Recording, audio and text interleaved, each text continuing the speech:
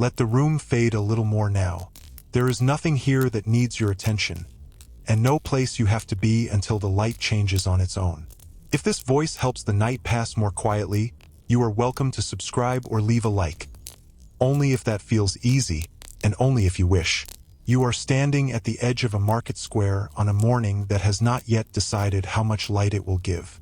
The air is cold in the way that only old mornings are cold.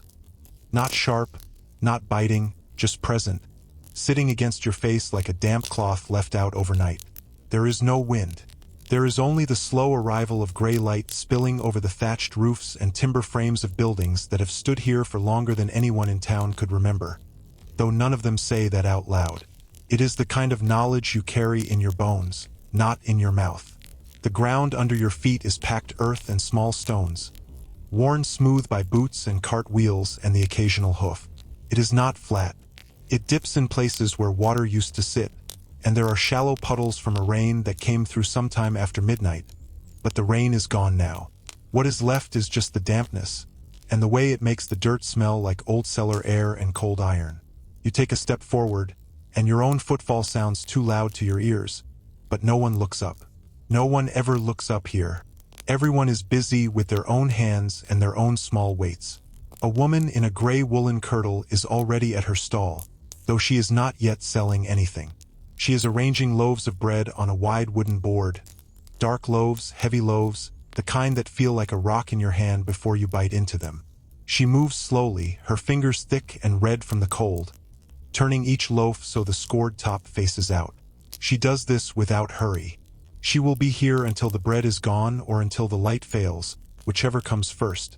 And she knows that either way the day will pass the same as every other day has passed.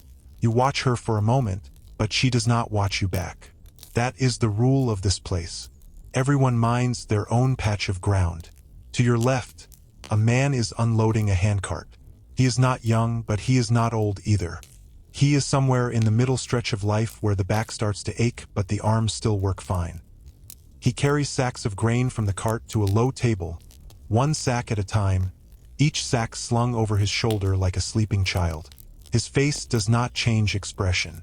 He is not thinking about the grain or the day ahead or the coins he hopes to collect before sunset. He is just moving weight from one place to another, and that is enough to fill the morning. The grain sacks are made of rough burlap, patched in 2 or 3 places with mismatched thread. Some of the grain has leaked out through the weave, leaving a trail of pale dust on the ground behind him. The market is not crowded. It will not be crowded for another hour or two, and even then, crowded is a strong word for this place. A crowd here means maybe 30 people in the square at the same time, and most of them are not browsing. They are working. They are standing behind tables or sitting on low stools or leaning against the walls of buildings with their arms crossed, waiting for someone to need what they have. A tanner sits near the far end of the square with a pile of sheepskins at his feet. The skins are stiff and pale, stretched flat, waiting to be sold to someone who will turn them into something warm. The tanner does not call out to you. He does not call out to anyone. He just sits and breathes and lets the morning pass across his face. A child walks past you, maybe 8 years old, maybe 9. It is hard to tell with children here. They look older than they are because of the work they do, or they look younger because of the food they do not get. This child is carrying a small basket with a cloth over the top, and she is walking toward the well at the center of the square. She does not run. No one runs here. Running is for emergencies, and emergencies are rare in a place where nothing happens faster than the rate at which a candle burns down. She walks with her head down, watching her own feet on the uneven ground, and when she reaches the well she sets the basket on the stone rim and waits. She is waiting for her mother, probably, or her aunt, or the woman who gives her a crust of bread in exchange for carrying water back to a small room behind a closed door. The well is old. The rope is dark with age and dampness, and the bucket hangs just above the opening, empty, swinging a little in a way that has nothing to do with wind because there is still no wind. Across the square, a butcher has set up his table. You cannot see the meat from here, not clearly, but you can see the board and the cleaver and the way the wood of the table is stained dark in places that will never come clean. The butcher himself is a wide man with a stained apron and a face that looks like it has been left out in the weather too long. He is not doing anything at this moment. He is just standing behind his table with his arms at his sides, looking at nothing in particular. Every few minutes he shifts his weight from one foot to the other, and that is the only sign that he is still awake. Behind him, hanging from a hook on the timber frame of a building, are 3 or 4 strips of salted pork, the edges curling, the fat pale and waxy in the gray light. You keep walking, not because you have somewhere to go, but because standing still for too long in this cold makes the stiffness settle into your joints. The square opens up a little as you move toward the center, and you can see more of the stalls now. A potter has laid out his wares on a long plank supported by 2 barrels. There are bowls and cups and a single jug with a crack running down one side.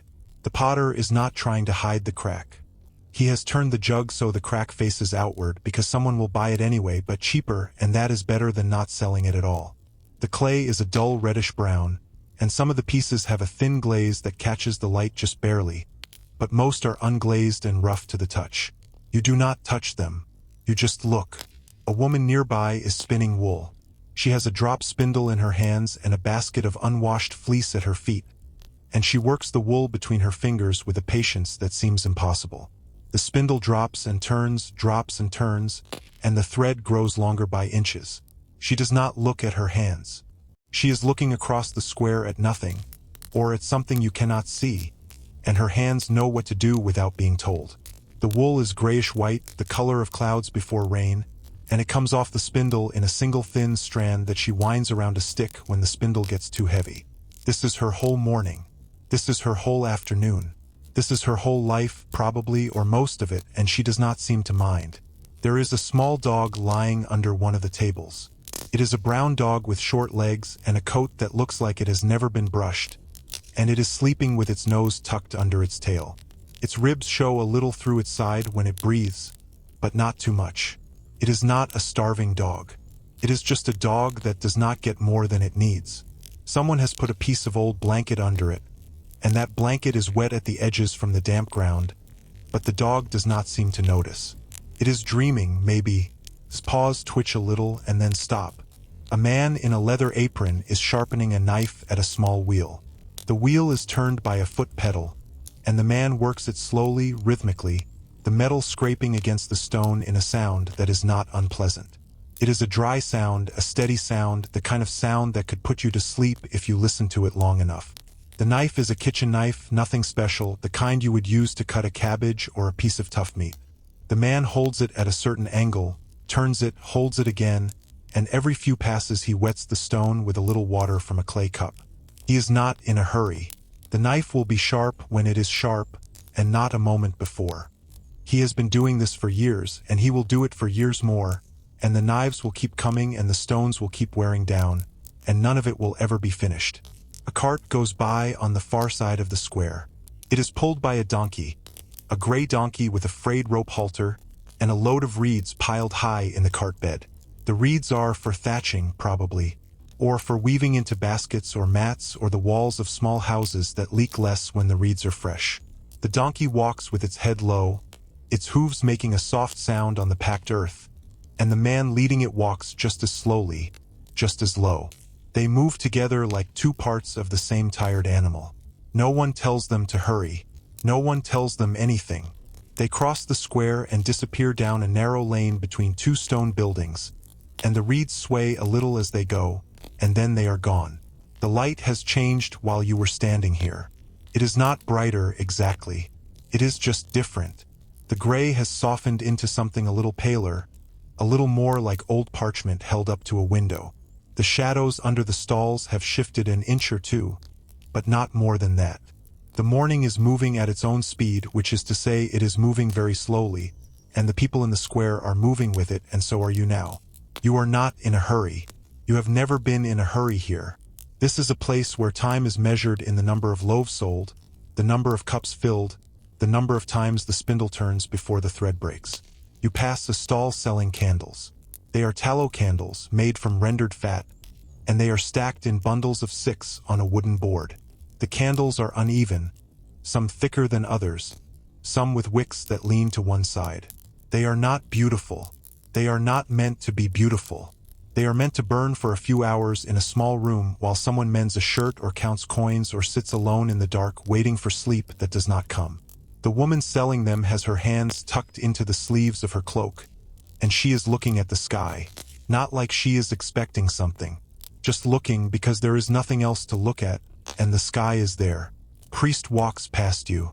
He is wearing a plain black robe with a rope around the waist, and his hood is up even though it is not raining. You cannot see his face. You can only see the shape of him under the wool, and the way he carries a covered basket in one hand. He is walking toward the small stone church at the north end of the square, the one with the bell that never rings except on Sundays and feast days, and today is not Sunday and there is no feast. The priest walks with his head down, his steps measured, and when he reaches the church door he pauses for a moment with his hand on the iron latch. Then he goes inside, and the door closes behind him, and the square does not change. The church is old, older than anyone in the market, older than the timber-framed houses, older than the well.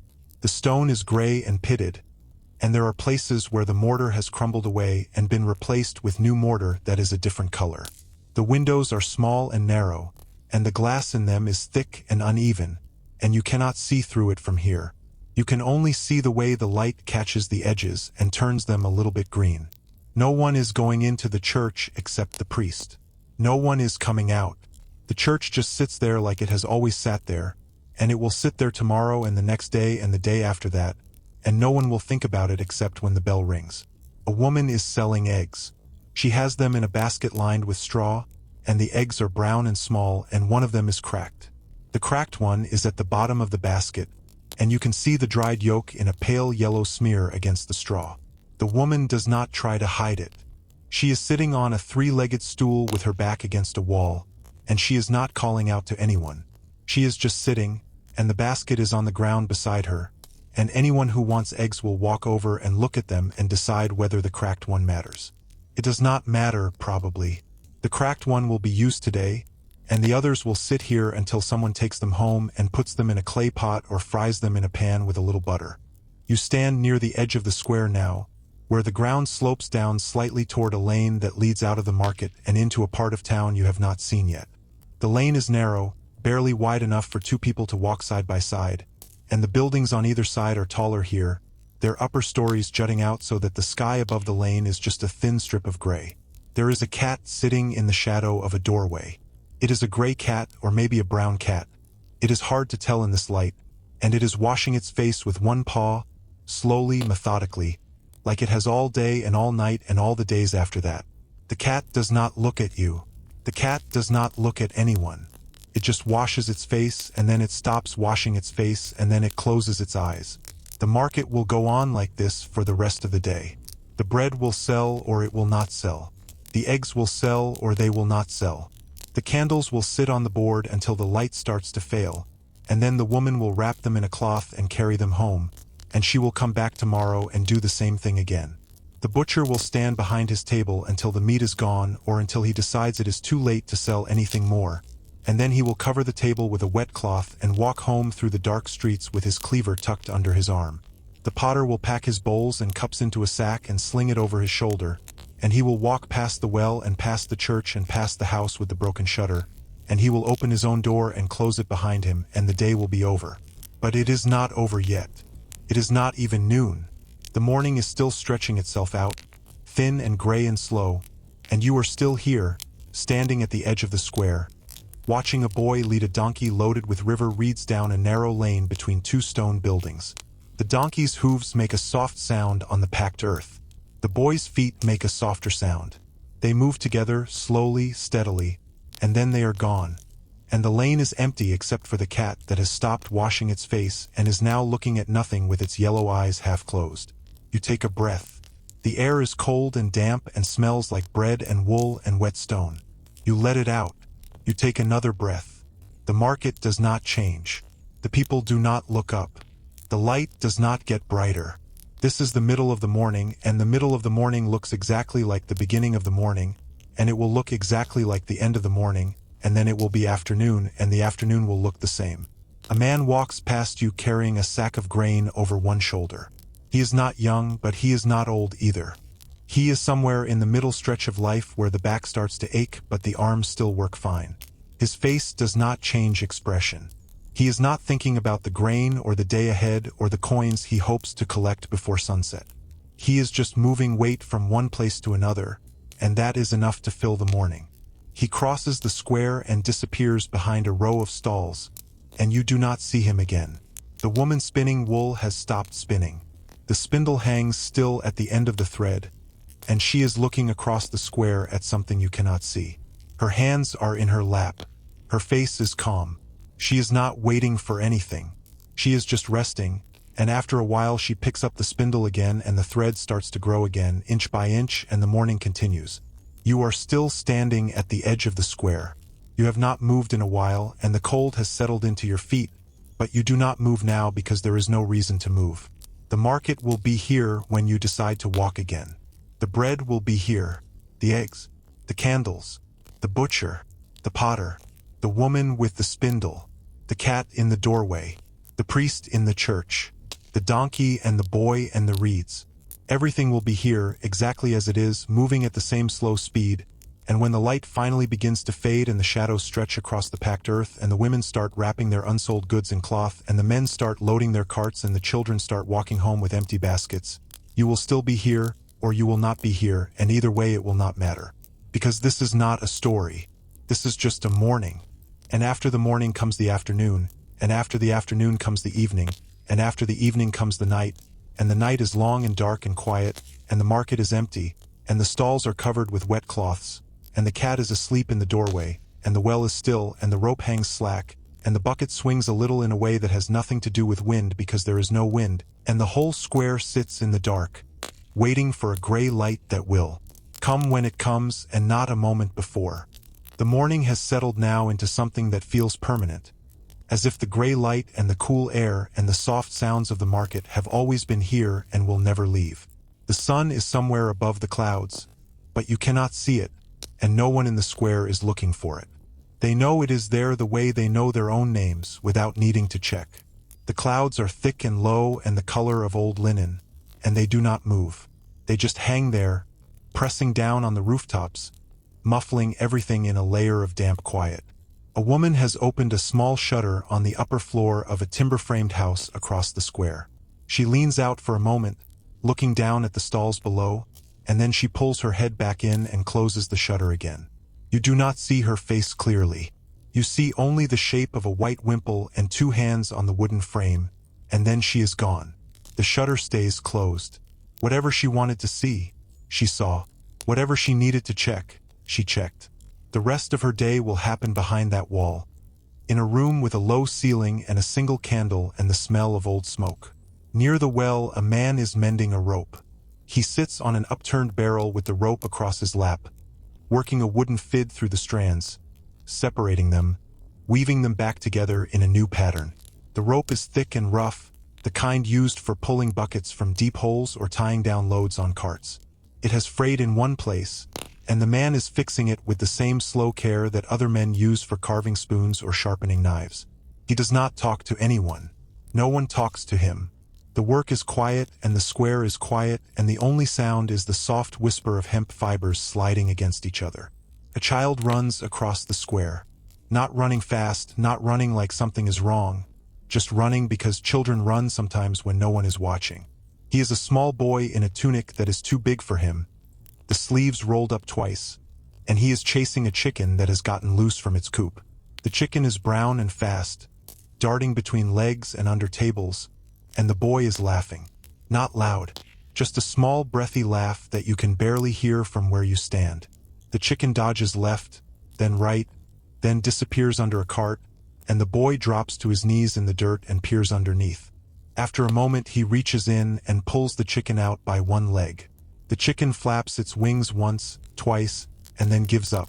The boy carries it back to the coop and puts it inside and closes the little door, and then he stands there with his hands on his hips for a second before walking away. No one thanks him. No one noticed except you. A bell rings somewhere in the distance. Not the church bell. A smaller bell, higher and thinner, probably from a chapel or a guild hall or a rich man's house where they still have the money to pay someone to ring a bell at midday. The sound carries across the square, thin and clear, and a few people look up for a moment before going back to what they were doing. The bell rings 3 times, 4 times, 5 times, and then it stops. The silence that follows is deeper than before, or maybe it only seems that way because the bell was so small and the silence is so large. At a stall near the edge of the square, a woman is selling salt. She has it in a wooden box lined with cloth, and the salt is grayish-white and coarse, with small dark specks in it that might be sand or might be something else. She sells it by the handful, using a small clay scoop that holds just enough for a pot of soup or a slab of meat. No one is buying salt right now. The woman sits with her hands in her lap and her eyes half closed, and the salt sits in its box, and the morning sits on top of everything like a blanket that is not quite warm enough. You move away from the edge of the square and walk toward the center again. Your feet make soft sounds on the packed earth. The ground is uneven in places, and you feel the small dips and rises through the soles of your shoes. Someone has dropped a handful of oats near the well, and they are scattered across the dirt like tiny pale stones. A pigeon lands and begins pecking at them, its head bobbing with each peck, its feathers the color of wet slate. Another pigeon lands beside it, then a third. They do not fight. They just peck, moving slowly across the ground, and when the oats are gone they stand there for a moment and then fly up to the roof of the church and disappear into the shadows under the eaves. The man sharpening the knife has stopped. He is wiping the blade with a cloth, turning it over in his hands, holding it up to the light. The blade catches the gray sky and throws back a dull gleam, not bright but visible, the kind of shine that comes from patient work. He runs his thumb along the edge, not hard enough to cut, just feeling. Then he nods to himself once and sets the knife down on the table beside the wheel. He picks up another knife from a pile at his feet. This one is smaller, a paring knife maybe, with a wooden handle that has been worn smooth by years of use. He positions it against the stone and begins to pedal again, and the scraping sound starts up again, steady and dry and endless. A woman walks past you carrying a bundle of firewood on her back. The wood is tied with a leather strap that cuts across her shoulders, and she leans forward slightly to balance the weight. She is wearing a dark woolen cloak with a hood that has fallen back, and you can see her hair, which is brown and pulled into a tight knot at the back of her neck. Her face is red from the cold and from the effort of carrying the wood, but she does not look tired. She looks like someone who has carried wood every day for years and will carry wood every day for years more, and the weight is just a part of her now, like her arms or her legs. She walks past the well and past the bread stall and past the church, and then she turns down a narrow lane and is gone. The boy with the donkey comes back. He is alone now, without the cart or the reeds, and the donkey is nowhere to be seen. The boy walks with his hands in his pockets, his shoulders hunched against the cold, his feet dragging a little in the dirt. He is maybe 10 years old, maybe 12. His face is thin and his hair is cut crooked, shorter on one side than the other, probably done at home with a knife that was not very sharp. He stops in front of the bread stall and looks at the loaves for a long time. The woman behind the stall looks at him. She does not say anything. He does not say anything. After a while he turns and walks away, and the woman goes back to arranging her bread, and the moment is over. The light has shifted again. It is not brighter, but it is different. The gray has a yellow undertone now, the color of old paper left in a sunny window for too long. The shadows under the stalls have shortened, which means the sun is higher even though you cannot see it. The air is still cold, but the cold has changed too. It is less wet now, more still, the kind of cold that settles into your bones and stays there until you move. You shift your weight from one foot to the other. The ground is hard under your feet, and you can feel the cold coming up through the soles of your shoes. At the far end of the square, a man is selling live chickens. He has them in a wooden crate with slats, and you can see their feathers through the gaps. Brown and white and rust red, the colors of autumn leaves. The chickens are quiet, most of them, but one of them makes a soft clucking sound every few minutes. Not loud, just a small noise that blends into the background like the scraping of the knife or the footsteps of the woman with the firewood. The man selling them is not doing anything. He is just sitting on a stool with his back against the crate, his arms crossed over his chest, his eyes on the ground. He will sit here until someone wants a chicken, and then he will reach into the crate and pull one out by the legs and tie its feet together with a piece of twine, and the transaction will take less than a minute, and then he will sit down again and wait for the next one. A small girl is sitting on the ground near the well, drawing in the dirt with a stick. She is maybe 4 years old, maybe 5, too young to work and too young to be left alone. But here she is anyway, scratching lines and circles in the packed earth. Her drawing is not anything you can recognize. It is just marks, just the movement of her hand across the ground, the stick leaving a pale trail in the dark dirt. She does not look up when you walk past. She does not look up when a man steps over her without seeming to notice she is there. She just keeps drawing, and when she runs out of space, she moves over a few inches and starts a new set of marks. And the old marks fade as people walk across them, and no one sees them disappear. A woman comes out of a house carrying a bucket of water. She is wearing a simple linen dress with a woolen apron over it, and her sleeves are pushed up to her elbows. The bucket is heavy, and she carries it with both hands, walking slowly, careful not to spill. She crosses the square and goes into another house, the one with the broken shutter on the second floor, and she closes the door behind her. You do not see her come out again. Maybe she is inside for the rest of the day. Maybe she will come out again in an hour. There is no way to know, and it does not matter anyway. She is just a woman carrying water from one place to another, and there are 100 women just like her in this town, and 1,000 more in the next town, and none of them are keeping track of the time. The man mending the rope has finished. He holds the rope up in front of his face, turning it slowly, inspecting the place where the new strands meet the old ones. The repair is not invisible. You can see where the work was done, the pattern of the weave slightly different, the thickness of the rope slightly uneven. But it will hold. That is what matters. The man coils the rope and sets it on the ground beside his barrel, and then he stands up and stretches his back, his hands pressing into his lower spine, his face tilted toward the sky. He looks at the clouds for a moment, and then he picks up the rope and walks away, and you do not see where he goes. The potter has sold something. A woman is walking away from his stall with a bowl in her hands, a small bowl with a greenish glaze and a rim that is not quite round. She carries it carefully, both hands cupped around the sides, her eyes on the bowl instead of the ground in front of her. She almost trips over a loose stone but catches herself at the last moment, and the bowl wobbles in her hands but does not fall. She keeps walking, more slowly now, and disappears into a doorway across the square. The potter watches her go, and then he looks down at the empty space on his plank where the bowl used to be. He does not smile. He does not frown. He just looks, and then he picks up a cup from the pile and turns it over in his hands, checking for cracks. A man is eating a piece of bread at the edge of the square.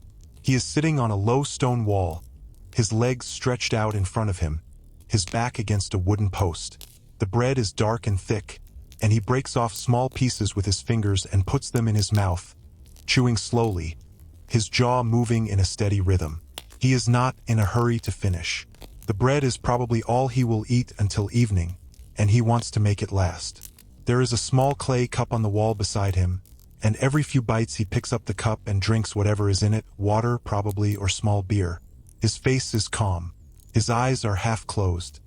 He looks like someone who has eaten bread on this wall 1,000 times, and he looks like someone who will eat bread on this wall 1,000 times more. The woman spinning wool is still spinning. The spindle turns and drops, and the thread grows longer. She has moved the basket of fleece closer to her feet, and she is reaching into it without looking, pulling out small tufts of wool and feeding them into the twist. Her hands are steady. Her face is empty. She is not thinking about the thread or the wool or the basket or the market. She is just spinning, and the spinning fills the space in her mind the way the gray light fills the square, leaving no room for anything else. A group of men walk through the square. There are 4 of them, maybe 5, walking together in a loose line, talking in low voices that you cannot hear from where you stand.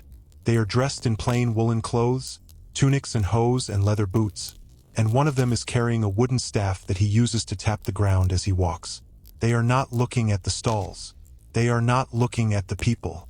They are walking with a purpose, their heads up, their eyes fixed on something at the far end of the square that you cannot see. They pass the well and the church and the bread stall, and then they turn a corner and disappear, and the sound of their voices fades into the general quiet. The butcher has made a cut. He is standing behind his table with a piece of meat in front of him, a large piece, maybe a shoulder of something, and he has a knife in his hand that you did not see before. The knife is long and curved, and he is using it to separate the meat from the bone, working slowly, following the natural lines of the muscle. His hands are red and wet, and there is a cloth draped over the edge of the table that he uses to wipe his fingers every few minutes. The meat is dark red, almost purple in this light, and the bone is pale and smooth. The butcher works without expression, his face as flat as the table, and the only sound is the soft scrape of the blade against the bone. A woman stops in front of the candle stall. She is older than most of the people in the square, her face lined and her hands knotted with work, and she is wearing a dark cloak that has been patched in several places. She looks at the candles for a long time, her eyes moving from one bundle to the next, comparing the thickness, the straightness of the wicks, the color of the tallow. The woman selling the candles does not say anything. She just sits with her hands in her sleeves and waits. After a while, the older woman points to one of the bundles, and the seller nods and hands it to her. The older woman gives her a few coins, small ones, dark with age, and then she tucks the candles under her arm and walks away, her steps slow and careful. She will light one of those candles tonight in a small room with a low ceiling, and she will sit in its light until it burns down to nothing, and then she will sit in the dark. The light is changing again. The gray is thinning in one part of the sky, near the horizon, and there is a suggestion of pale blue behind it, not strong enough to call sunlight but different from the clouds. The shadows are shorter now, sharper at the edges, and the colors in the square are a little clearer. The brown of the timber, the gray of the stone, the red of the butcher's meat, the white of the baker's flour dusted across her apron. The cold is the same, but the light makes it feel different, less oppressive, more like a fact than a weight. A boy runs through the square with a message. He is older than the other children, maybe 13 or 14, and he is carrying a folded piece of parchment in his hand. He runs with his head down, his feet slapping the packed earth, and he does not look left or right. He runs past the well and the church and the bread stall, and then he stops in front of a house with a blue door, the only blue door in the square, and he knocks 3 times. The door opens a crack and he hands the parchment through and the door closes. He stands there for a moment, breathing hard, and then he turns and runs back the way he came, and he is gone before anyone has time to wonder what the message said. The woman with the spindle has stopped spinning again. She is looking at the sky now, the same patch of thinning gray where the blue is starting to show, and her face is still empty but her eyes are moving, tracking something you cannot see. Maybe she is watching the clouds. Maybe she is watching a bird. Maybe she is just letting her eyes rest on something that is not her hands or her wool or the ground at her feet. She sits like that for a long time, longer than you expect, and then she picks up the spindle and begins to spin again, and the thread continues to grow and the morning continues to pass. You are still standing in the square. You have been here for a long time now, or maybe not. Time is hard to measure when nothing changes and nothing ends. The bread is still on the table. The eggs are still in the basket. The candles are still stacked in bundles of 6. The butcher is still standing behind his table. The potter is still turning cups over in his hands. The man with the knife is still sharpening. The woman with the salt is still waiting. The child is still drawing in the dirt. The cat is still sleeping in the doorway. The church is still closed. The well is still still. And the afternoon has not started yet. But it will. It will start the way the morning started, with a slow shift in the light and a slight change in the air, and no one will notice it happening because no one is waiting for it. The afternoon will arrive like a guest who does not knock, and it will settle into the square the way the morning settled in, and the same people will stand behind the same tables, and the same children will draw in the same dirt, and the same dog will sleep under the same table, and the only difference will be the angle of the shadows and the number of loaves left on the board. The woman selling bread has sold 3 loaves. There are fewer now, the board more empty than it was before, and she has moved the remaining loaves closer together so the board does not look so bare. She is sitting on a stool now, her hands in her lap, her eyes on the church. She is not praying. She is just looking the way you look at a wall or a door or a window when there is nothing else to look at. Her face is calm. Her mouth is closed. Her breathing is slow and even. She will sit like this until someone comes to buy another loaf, and then she will stand up and make the transaction and sit down again. And the afternoon will pass the same way the morning passed, and the evening will pass the same way the afternoon passed, and the night will be long and dark and quiet, and then the morning will come again, and she will be here again, with the same bread and the same stool and the same gray light, and nothing will have changed. You stand near the edge of the square now, where the ground slopes down slightly toward a lane that leads out of the market and into a part of town you have not seen yet. The lane is narrow, barely wide enough for two people to walk side by side, and the buildings on either side are taller here, their upper stories jutting out so that the sky above the lane is just a thin strip of gray. There is a cat sitting in the shadow of a doorway. It is a gray cat or maybe a brown cat. It is hard to tell in this light, and it is washing its face with one paw, slowly, methodically, like it has all day and all night and all the days after that. The cat does not look at you. The cat does not look at anyone. It just washes its face, and then it stops washing its face, and then it closes its eyes. The market will go on like this for the rest of the day. The bread will sell or it will not sell. The eggs will sell or they will not sell. The candles will sit on the board until the light starts to fail, and then the woman will wrap them in a cloth and carry them home, and she will come back tomorrow and do the same thing again. The butcher will stand behind his table until the meat is gone or until he decides it is too late to sell anything more, and then he will cover the table with a wet cloth and walk home through the dark streets with his cleaver tucked under his arm. The potter will pack his bowls and cups into a sack and sling it over his shoulder, and he will walk past the well and past the church and past the house with the broken shutter, and he will open his own door and close it behind him, and the day will be over. But it is not over yet. It is not even noon. The morning is still stretching itself out, thin and gray and slow, and you are still here, standing at the edge of the square, watching a boy lead a donkey loaded with river reeds down a narrow lane between two stone buildings. The donkey's hooves make a soft sound on the packed earth. The boy's feet make a softer sound. They move together, slowly, steadily, and then they are gone. And the lane is empty except for the cat that has stopped washing its face and is now looking at nothing with its yellow eyes half closed. You take a breath. The air is cold and damp and smells like bread and wool and wet stone.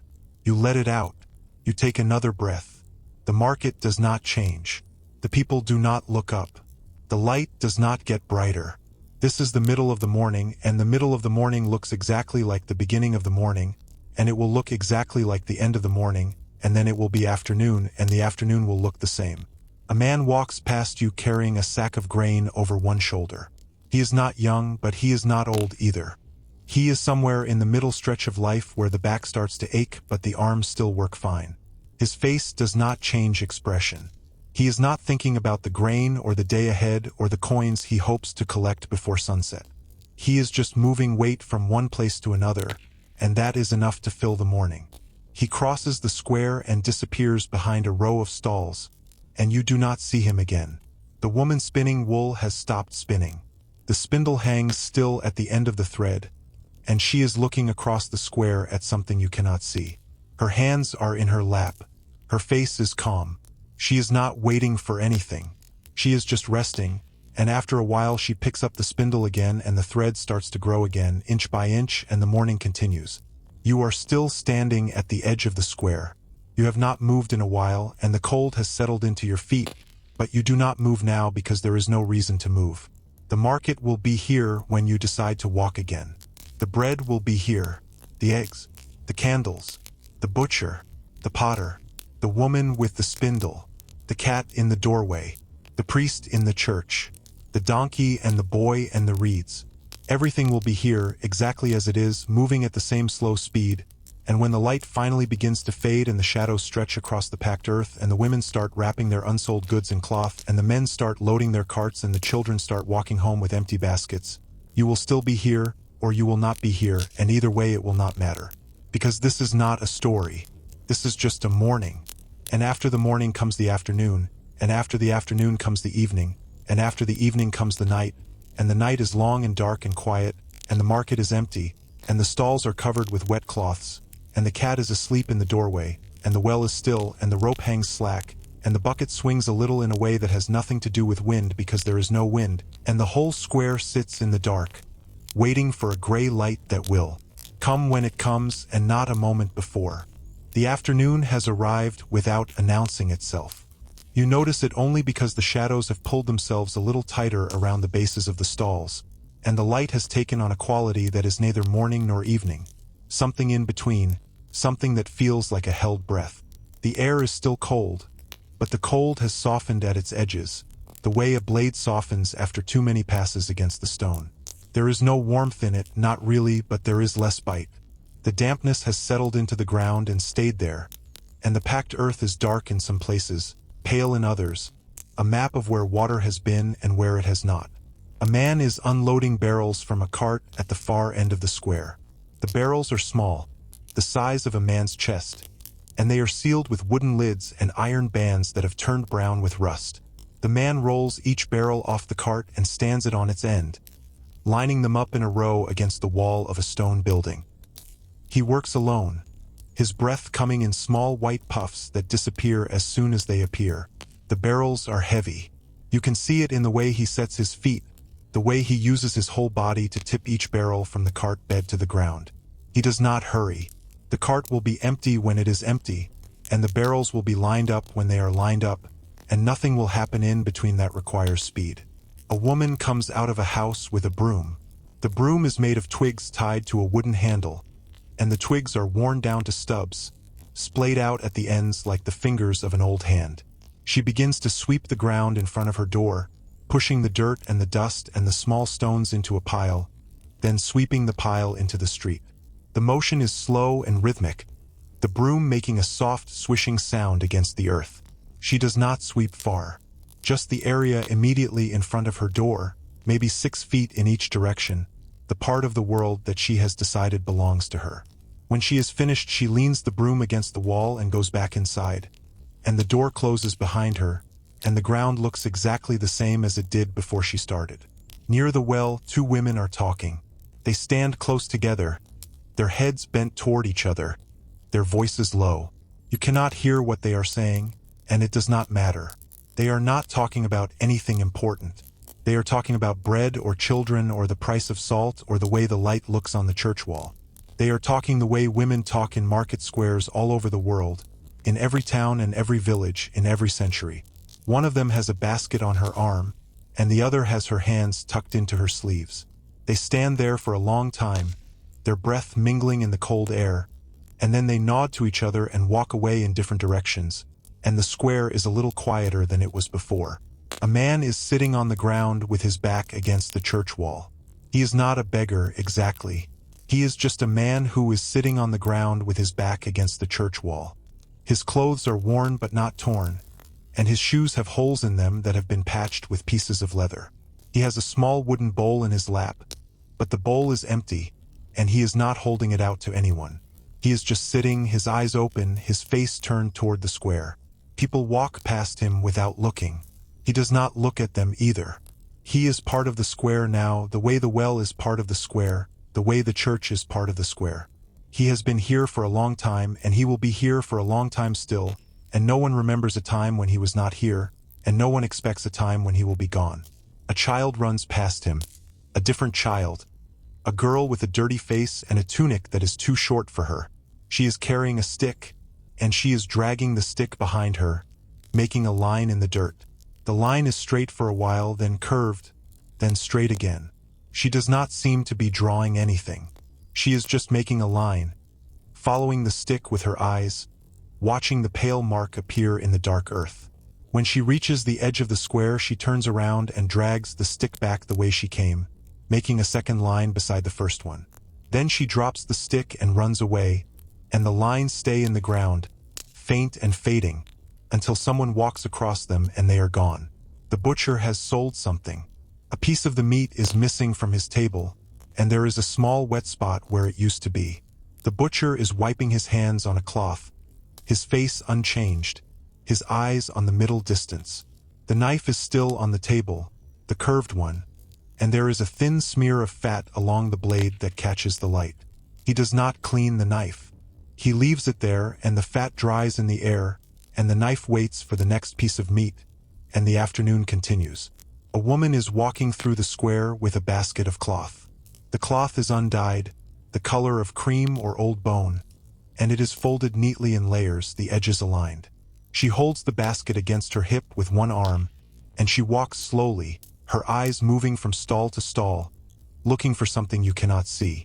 She stops in front of the stall with the salt, and she looks at the salt for a moment, and then she keeps walking. She stops in front of the stall with the candles, and she looks at the candles for a moment, and then she keeps walking. She stops in front of the stall with the eggs, and she looks at the eggs for a moment, and then she reaches into her basket and pulls out a small leather pouch.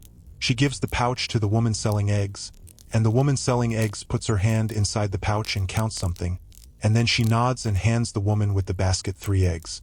The woman with the basket puts the eggs carefully on top of the folded cloth, and then she walks away, and the eggs sit there on the cloth, pale brown and fragile, moving slightly with each step she takes. The man with the knife has stopped sharpening. He is sitting on his stool with his hands in his lap, the whetstone on the ground beside him, the knives stacked in a pile at his feet. He is not sleeping, but his eyes are closed, and his breathing is slow and regular. He is resting the way a stone rests, the way a wall rests, the way the church rests. He does not need to do anything right now. The knives are sharp enough for the time being, and there is no one waiting for them, and the afternoon is long, and there is no reason to fill every moment with work. He will open his eyes when he is ready, and he will pick up the next knife when he is ready, and the stone will turn when he is ready, and nothing will happen before its time. A dog walks through the square. Not the small brown dog that was sleeping under the table. A different dog, larger, with a rough gray coat and one ear that stands up and one ear that flops down. The dog is not in a hurry. It walks with its nose to the ground, sniffing at the dirt, at the stones, at the legs of the stalls. It sniffs at the place where the butcher's table stands, and then it sneezes and walks away. It sniffs at the woman with the spindle, and the woman does not look down. It sniffs at the child who is no longer drawing in the dirt, and the child is not there anymore, so the dog sniffs the place where the child was sitting and then moves on. The dog walks out of the square and down a narrow lane, and you watch it go, and then you look back at the square and everything is the same. The light is changing again. The gray is thinning in more places now, and there are patches of pale blue in the sky that were not there before. The clouds are still thick, but they are breaking apart slowly, like a loaf of bread being pulled apart by hand. The sun is still hidden, but the light is different, brighter in a way that has nothing to do with warmth and everything to do with clarity. The colors in the square are sharper now. The red of the butcher's meat, the brown of the timber, the white of the baker's apron, the green of the moss on the church wall. You can see details you could not see before. The grain in the wood of the stalls, the individual threads in the woman's kirtle, the small scratches on the surface of the well bucket. A man is carrying a ladder across the square. The ladder is long and made of rough-hewn wood, the rungs tied to the rails with leather thongs. The man carries it on his shoulder, one end pointing forward, one end pointing back, and he walks carefully, turning his head from side to side to make sure he does not hit anyone. The people in the square see him coming and step aside, not because they are paying attention but because their bodies know how to move out of the way without being told. The man reaches a house on the far side of the square and leans the ladder against the wall. He climbs up slowly, one rung at a time, and when he reaches the roof he begins to do something up there, something you cannot see from the ground. There is a sound of something being moved, something heavy, and then a sound of something being hammered, a dull thud that echoes across the square and then fades. The woman selling bread has sold another loaf.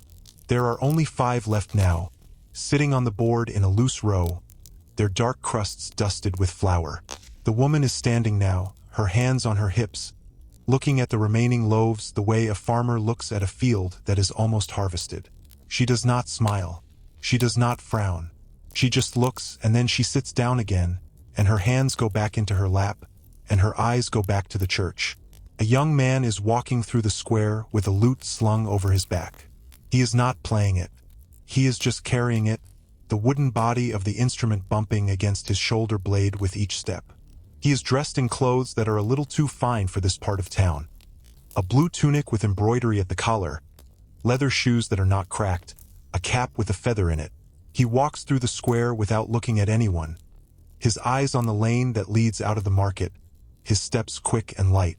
He is going somewhere else, somewhere with more money and more music and more people who will listen to him play. He does not stop. He does not slow down. He passes through the square like a bird passing through a room, here for a moment and then gone, and no one remembers that he was here. The potter has sold another bowl. The woman who bought it is walking away with it now, a young woman in a green dress with her hair uncovered, carrying the bowl in the crook of her arm like a baby. She is talking to someone beside her, a man in a brown tunic who is carrying a sack of something over his shoulder. They walk together, their heads close, their voices low, and they turn down a lane and disappear. The potter watches them go, and then he picks up a cup from the pile and turns it over in his hands, and then he sets it down and picks up another one, and the afternoon is still long. A child is crying somewhere. Not loud, not urgent, just a thin, tired sound that comes from a doorway on the north side of the square. A woman's voice answers, low and calm, and the crying stops for a moment, then starts again, softer this time. The woman's voice comes again, and then there is silence. The child is not hungry, probably, or hurt. The child is just tired, the way children get tired in the afternoon when the light is flat and the air is cold and there is nothing to do and nowhere to go. The silence continues, and you do not hear the child again, and the square is quiet. The man who was sitting against the church wall has moved. He is not sitting there anymore. The wooden bowl is still there, turned upside down on the ground, but the man is gone.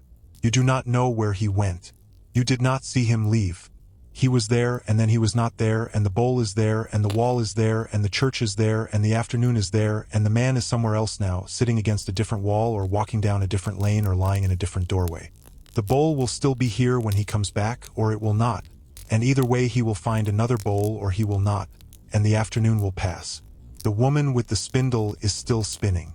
The thread is longer now, much longer, and she has wound most of it around the stick at her feet. The stick is thick with wool, a pale gray mass that grows with each turn of the spindle. She has not stopped. She has not looked up. She has not spoken to anyone. She has just spun, and the wool has become thread, and the thread has become something that someone will weave into cloth, and the cloth will become something that someone will wear, and the person who wears it will not know her name or where she lived or how many afternoons she spent sitting in the cold with her hands full of wool. She will not know their name either. That is how the world works. Things are made and things are used, and the people who make them and the people who use them never meet, and the thread connects them anyway, thin and gray and endless. The light is changing again. The clouds have broken in one place, and a shaft of sunlight falls across the square, pale and weak but visible. The first sunlight you have seen all day. It falls on the well first, on the stone rim and the dark rope and the wooden bucket. Then it moves, slowly, across the ground, across the packed earth and the small stones and the scattered oats that the pigeons left behind. It reaches the bread stall and lights up the 5 remaining loaves, turning their dark crusts a warm brown for just a moment. Then the clouds shift and the sunlight is gone, and the square is gray again, and the loaves are dark again, and the moment is over. A woman is walking through the square with a yoke across her shoulders. The yoke is wooden, worn smooth by years of use, and from each end hangs a bucket. The buckets are full of water, and the woman walks carefully, her steps small and even, her body balanced perfectly between the 2 weights. She walks from the well to a house on the south side of the square, and she goes inside, and she comes out again without the buckets. She walks back to the well, and she lowers the empty buckets into the water one at a time, and she pulls them up, and she puts the yoke back across her shoulders, and she walks back to the house. She will do this until the house has enough water for whatever needs to be washed or cooked or drunk, and then she will stop and she will sit down somewhere and she will rest, and then she will do something else. The man who was on the roof is coming down the ladder. He moves slowly, one rung at a time, his hands gripping the rails, his feet finding each rung before he puts his weight on it. When he reaches the ground, he picks up the ladder and carries it across the square, the same way he carried it before, one end forward and one end back. He does not look at anyone. No one looks at him. He carries the ladder down a lane and disappears, and the sound of his footsteps fades, and the square is quiet. The afternoon is not young anymore. It is not old either. It is somewhere in the middle, the way the man with the knife was somewhere in the middle of his life, the way the woman with the spindle is somewhere in the middle of her work. The light is still gray, but the gray is deeper now, richer, the color of a winter sky that has given up on the sun. The shadows are longer, stretching across the ground like fingers, and the air is colder than it was an hour ago, or maybe it only seems that way because you have been standing still for so long. A bell rings in the distance. Not the same bell as before. A different bell, lower and slower, the kind of bell that marks the hours in a monastery or a convent. It rings once, twice, 3 times, and then it stops, and the silence that follows is heavy and full. The people in the square do not look up. They do not stop what they are doing.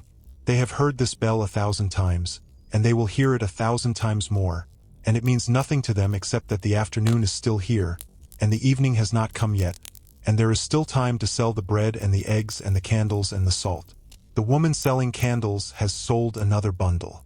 The bundle is gone from the board, and the remaining bundles are spread out now, filling the empty space. The woman is sitting with her hands in her sleeves, her eyes half closed, her breathing slow.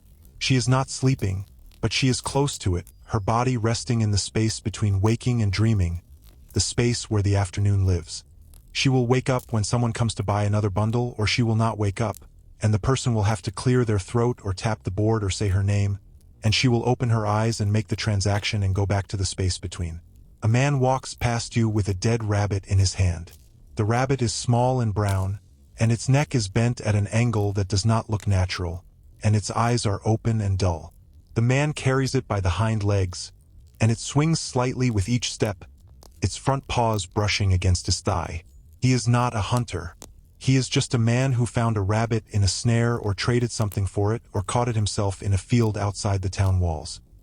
He walks to the butcher's table and lays the rabbit on the wood, and the butcher looks at it and nods, and the man walks away, and the rabbit lies there on the stained board, small and still, and the butcher does not touch it yet.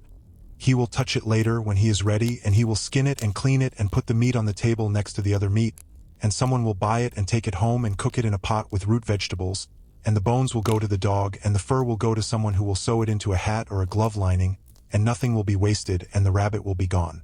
The child who was drawing in the dirt is back. She is sitting in the same place or close to it, and she has found a new stick, a longer one, and she is drawing again. The marks are different now, larger, more spread out, less like writing and more like the tracks of a bird or the branches of a tree. She works slowly, her tongue sticking out of the corner of her mouth, her eyes fixed on the point of the stick. She does not look up when someone steps over her. She does not look up when a woman drops a handful of grain near her and the pigeons come and peck at it. She just draws, and the marks grow, and the afternoon grows, and the light grows dimmer, and none of it matters to her because she is making something that only she can see. The woman with the spindle has stopped spinning. The spindle is on the ground beside her, and the thread is still, and the stick of wool is still, and her hands are in her lap. She is looking at the sky, at the place where the clouds are thickest, at the place where the sun tried to break through and failed. Her face is empty, but her eyes are not. There is something in her eyes that might be tiredness or might be patience or might be nothing at all. She sits like that for a long time, longer than you expect, and then she picks up the spindle and begins to spin again, and the thread continues to grow and the afternoon continues to pass. You are still standing in the square. You have not moved in a long time, and the cold has settled into your feet and your hands and your face, and you are cold the way the stones are cold, the way the walls are cold, the way the air is cold. You are part of the square now, the way the man against the church wall was part of the square, the way the dog was part of the square, the way the child with the stick is part of the square. No one looks at you. No one speaks to you. You are here, and the square is here, and the afternoon is here, and there is no difference between you and the ground and the gray light and the slow, steady passing of time. The butcher has started to cover his table. He is not closing yet, not really, but he has taken a wet cloth and spread it over the remaining meat, and the cloth is damp and dark and it lies flat against the surface of the table, hiding what is underneath. He will uncover it later when someone comes to buy something, but for now the meat is covered, and the butcher is standing with his arms crossed, his face turned toward the church, and he is waiting for something or he is not waiting, and it does not matter. The afternoon is sliding now, not falling but leaning, the way a tree leans when the wind has been pressing against it for hours. The light has changed in a way that is hard to name. It is not darker, exactly, but it is thicker, heavier, as if the gray has been stirred and left to settle into something denser. The shadows have grown longer and softer at their edges, and the spaces between the stalls feel wider than they did before, though nothing has moved. The cold has settled into the bones of the square, into the timbers and the stones and the packed earth, and the people move more slowly now, not because they are tired but because the cold has made a place for itself inside their joints and they have learned to move with it instead of against it. A man is loading empty barrels onto a cart. He is the same man who unloaded the full barrels earlier, or maybe he is a different man. It is hard to tell in this light. He rolls each barrel to the back of the cart and lifts it onto the bed, one at a time, his breath coming in small white clouds that hang in the air for a moment and then vanish. The barrels are lighter now, empty, and he moves them with less effort than before, but his movements are just as slow, just as careful. He is not in a hurry to finish. The cart will be loaded when it is loaded, and he will walk it out of the square and down the lane and through the town gate and into the fields beyond, and the barrels will be filled again tomorrow or the next day, and he will bring them back and unload them, and the cycle will continue and no one will remember any of it. A woman is sweeping the ground in front of a different door. Not the same woman as before, but a woman with the same kind of broom, the same kind of motion, the same small patch of earth that she has decided belongs to her. She sweeps slowly, pushing the dirt and the dust and the small stones into a pile, then sweeping the pile into the street. When she is finished, she leans the broom against the wall and stands there for a moment, her hands on her hips, looking at the clean patch of ground.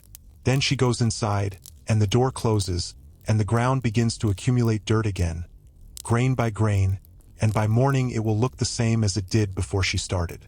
The woman selling bread has sold another loaf. There are 4 left now, sitting on the board in a loose row, their dark crusts dusted with flour. The woman is sitting on her stool with her hands in her lap, and she is not looking at the bread anymore. She is looking at the lane that leads out of the square, the same lane where the man with the ladder disappeared, the same lane where the boy with the donkey disappeared. She is not waiting for anyone. She is just looking, the way you look at a door that you have walked through 1,000 times, the way you look at a window that shows you the same street every morning. Her face is calm. Her breathing is slow. The bread will sell or it will not sell, and either way she will pack up the remaining loaves at the end of the day and carry them home, and her family will eat them, and tomorrow she will bake more, and the cycle will continue. A child is sitting on the ground near the well, eating something. It is the same child who was chasing the chicken, or maybe a different child. He has a piece of bread in his hands, a small piece, and he is eating it slowly, tearing off tiny bits with his fingers and putting them in his mouth. He is not hungry the way a starving person is hungry. He is just hungry the way a child is hungry in the afternoon when there has been no meal since morning and there will be no meal until evening. The bread is dark and dense, and he chews each bite for a long time, working the saliva into it, making it last.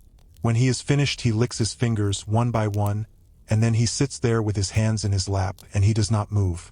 The man sharpening the knife has started again.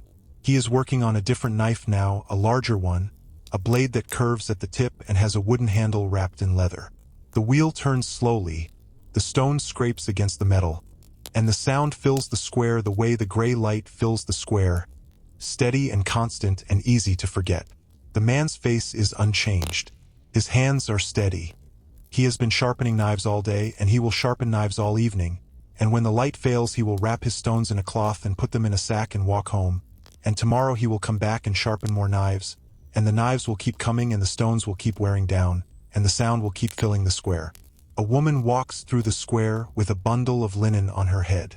The linen is folded and balanced on a pad of cloth, and the woman walks with her back straight and her neck still, her eyes on the ground in front of her. She does not touch the bundle with her hands.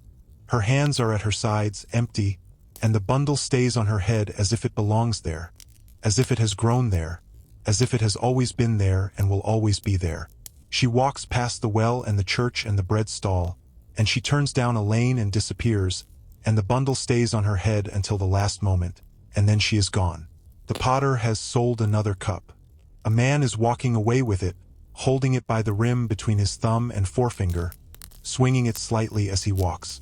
The cup is small and unglazed, the color of dried blood, and it has a thumbprint in the clay near the base, a mark left by the potter when the clay was still wet. The man does not notice the thumbprint, or he does not care. He walks to the well and dips the cup into the bucket and drinks, and then he dips it again and drinks again, and then he sets the cup on the stone rim of the well and walks away. The cup sits there on the stone, small and empty, and after a while a woman picks it up and looks at it and sets it down again, and the cup stays on the well and no one claims it. The light is changing again. The gray is deepening, moving toward the color of iron or slate or the belly of a fish.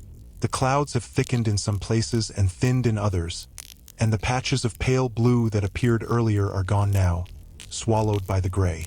The sun is somewhere behind all of it, sinking toward the horizon, and the light is failing in the way that all light fails in the afternoon, slowly and then all at once, or maybe not all at once, maybe just slowly enough that you do not notice until you look up and realize that the square is darker than it was before. A man is walking through the square with a sack of charcoal on his back. The sack is black and bulging, and the man is bent forward under the weight, his head down, his feet dragging. The charcoal is for cooking, for heating, for the small iron braziers that people carry from room to room in the winter.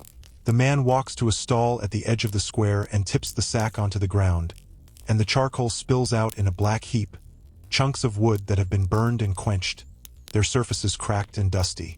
The man who runs the stall begins to sort through the charcoal, picking out the larger pieces and setting them aside, and the man who carried the sack stands there with his hands on his knees, breathing, waiting to be paid. After a moment, the stall keeper gives him a few coins, and the man puts the coins in his pocket and walks away, and the charcoal sits in its heap, black against the gray ground. The woman with the spindle has stopped spinning. The spindle is on the ground beside her, and the thread is still, and the stick of wool is still, and her hands are in her lap. She is looking at the church now, at the stone wall and the small windows and the door with the iron latch. She is not praying. She is just looking, the way you look at a thing you have seen 1,000 times, the way you look at a thing that has no meaning and no message, the way you look at a thing that is just there. Her face is empty. Her eyes are open. The afternoon is passing, and she is passing with it, and the thread will wait for her, and the wool will wait for her, and she will start again when she is ready. A dog is lying in the middle of the square. Not the small brown dog, not the gray dog with the floppy ear. A different dog, a black dog with white paws and a long tail that curls over its back.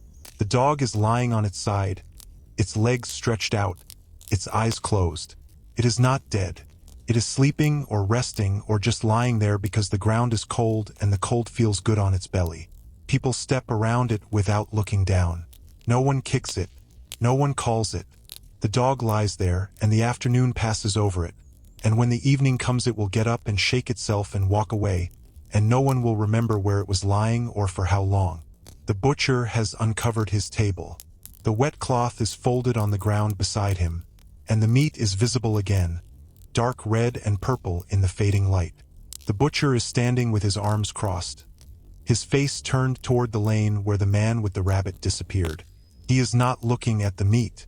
He is looking at the lane, at the space between the buildings, at the place where the light is different because the lane is narrow and the shadows are deep. His face is unchanged. His breathing is slow. The meat will sell or it will not sell, and either way he will cover it again when the light fails, and he will carry it home, and his family will eat it, and tomorrow he will bring more meat, and the cycle will continue. A woman is walking through the square with a basket of turnips. The turnips are small and pale, with purple tops and thin roots that trail over the edge of the basket. She is carrying the basket against her hip, and she is walking quickly, not running but walking with a purpose, her eyes fixed on the lane that leads out of the square.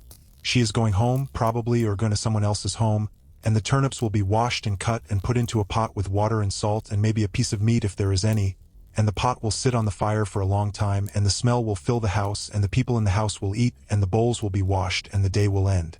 The man who was sitting against the church wall has come back. He is sitting in the same place or close to it, and his wooden bowl is on the ground beside him, and the bowl is not empty anymore. There is something in it, a piece of bread or a handful of grain or a few beans, something that someone gave him while you were not looking. He is not eating.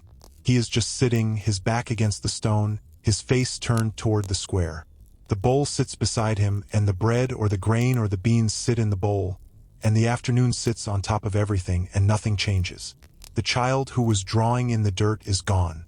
The stick is still there, lying on the ground where she dropped it, and the marks are still there, faint and fading, a map of something that only she understood. She is somewhere else now, in a house or a doorway or a different part of the square, doing something else, drawing something else, or not drawing at all.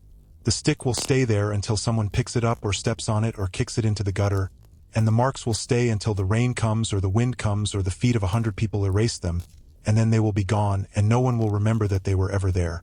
The light is failing.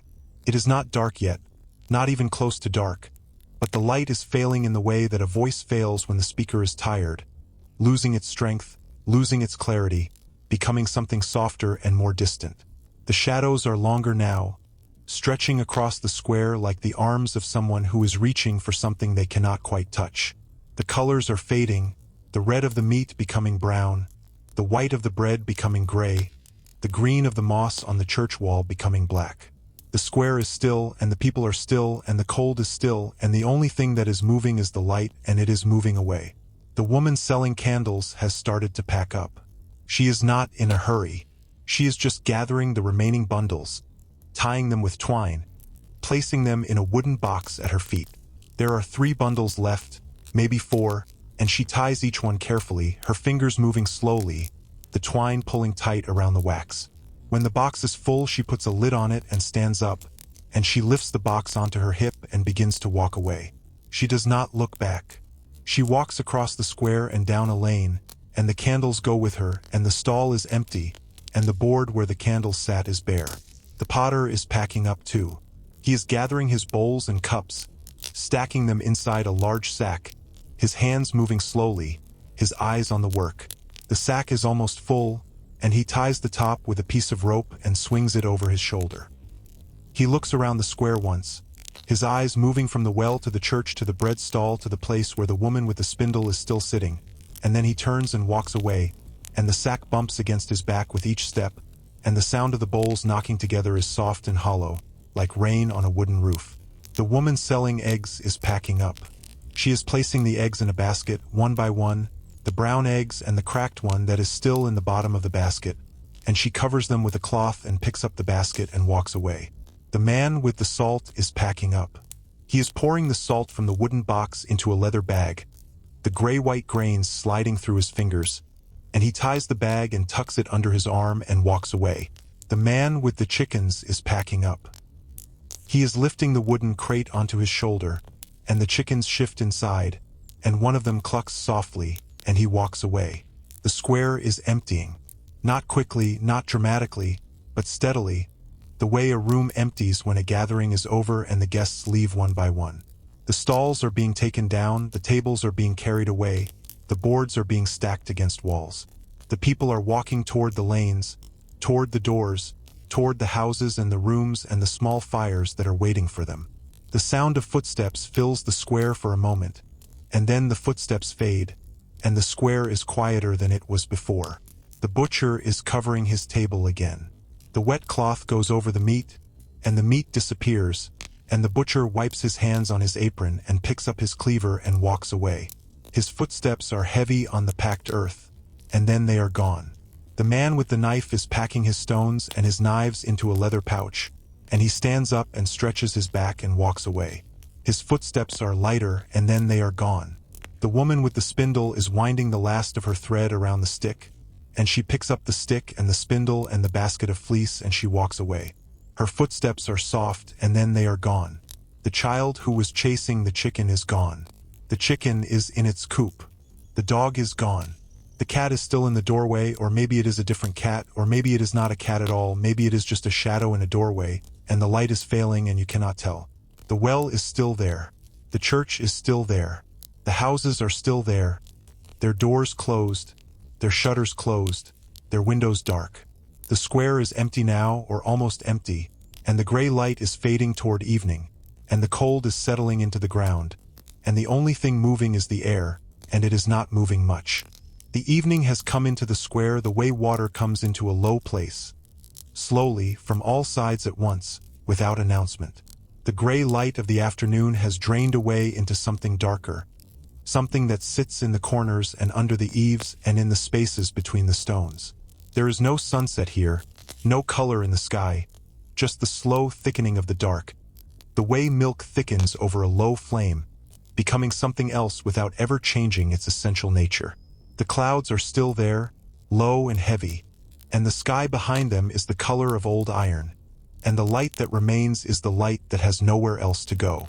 The square is empty now. The stalls are gone, the tables are gone, the boards and the barrels and the baskets are gone.